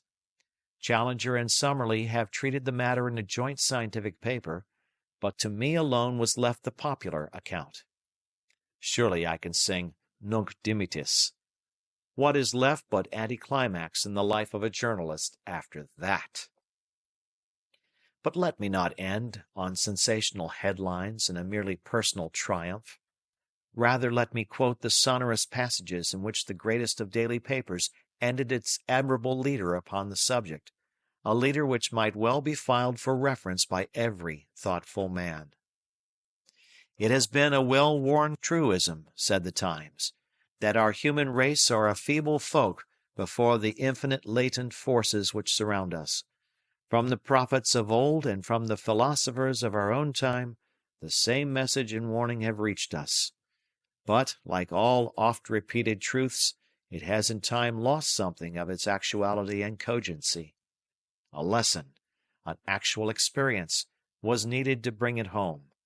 It is from that salutary but terrible ordeal that we have just emerged, with minds which are still stunned by the suddenness of the blow, and with spirits which are chastened by the realization of our own limitations and impotence. The world has paid a fearful price for its schooling. Hardly yet have we learned the full tale of disaster, but the destruction of fire of New York, of Orleans, and of Brighton constitutes in itself one of the greatest tragedies in the history of our race. When the account of the railway and shipping accidents has been completed, it will furnish grim reading, although there is evidence to show that in the vast majority of cases the drivers of trains and engineers of steamers succeeded in shutting off their motive power before succumbing to the poison. But the material damage, enormous as it is both in life and in property, is not the consideration which will be uppermost in our minds today. All this may in time be forgotten, but what will not be forgotten, and what will and should continue to obsess our imaginations, is this revelation of the possibilities of the universe, this destruction of our ignorant self-complacency, and this demonstration of how narrow is the path of our material existence and what abysses may lie upon either side of it. Solemnity and humility are at the base of all our emotions today. May they be the foundations upon which a more earnest and reverent race may build a more worthy temple. End of chapter. End of book. Thank you for listening.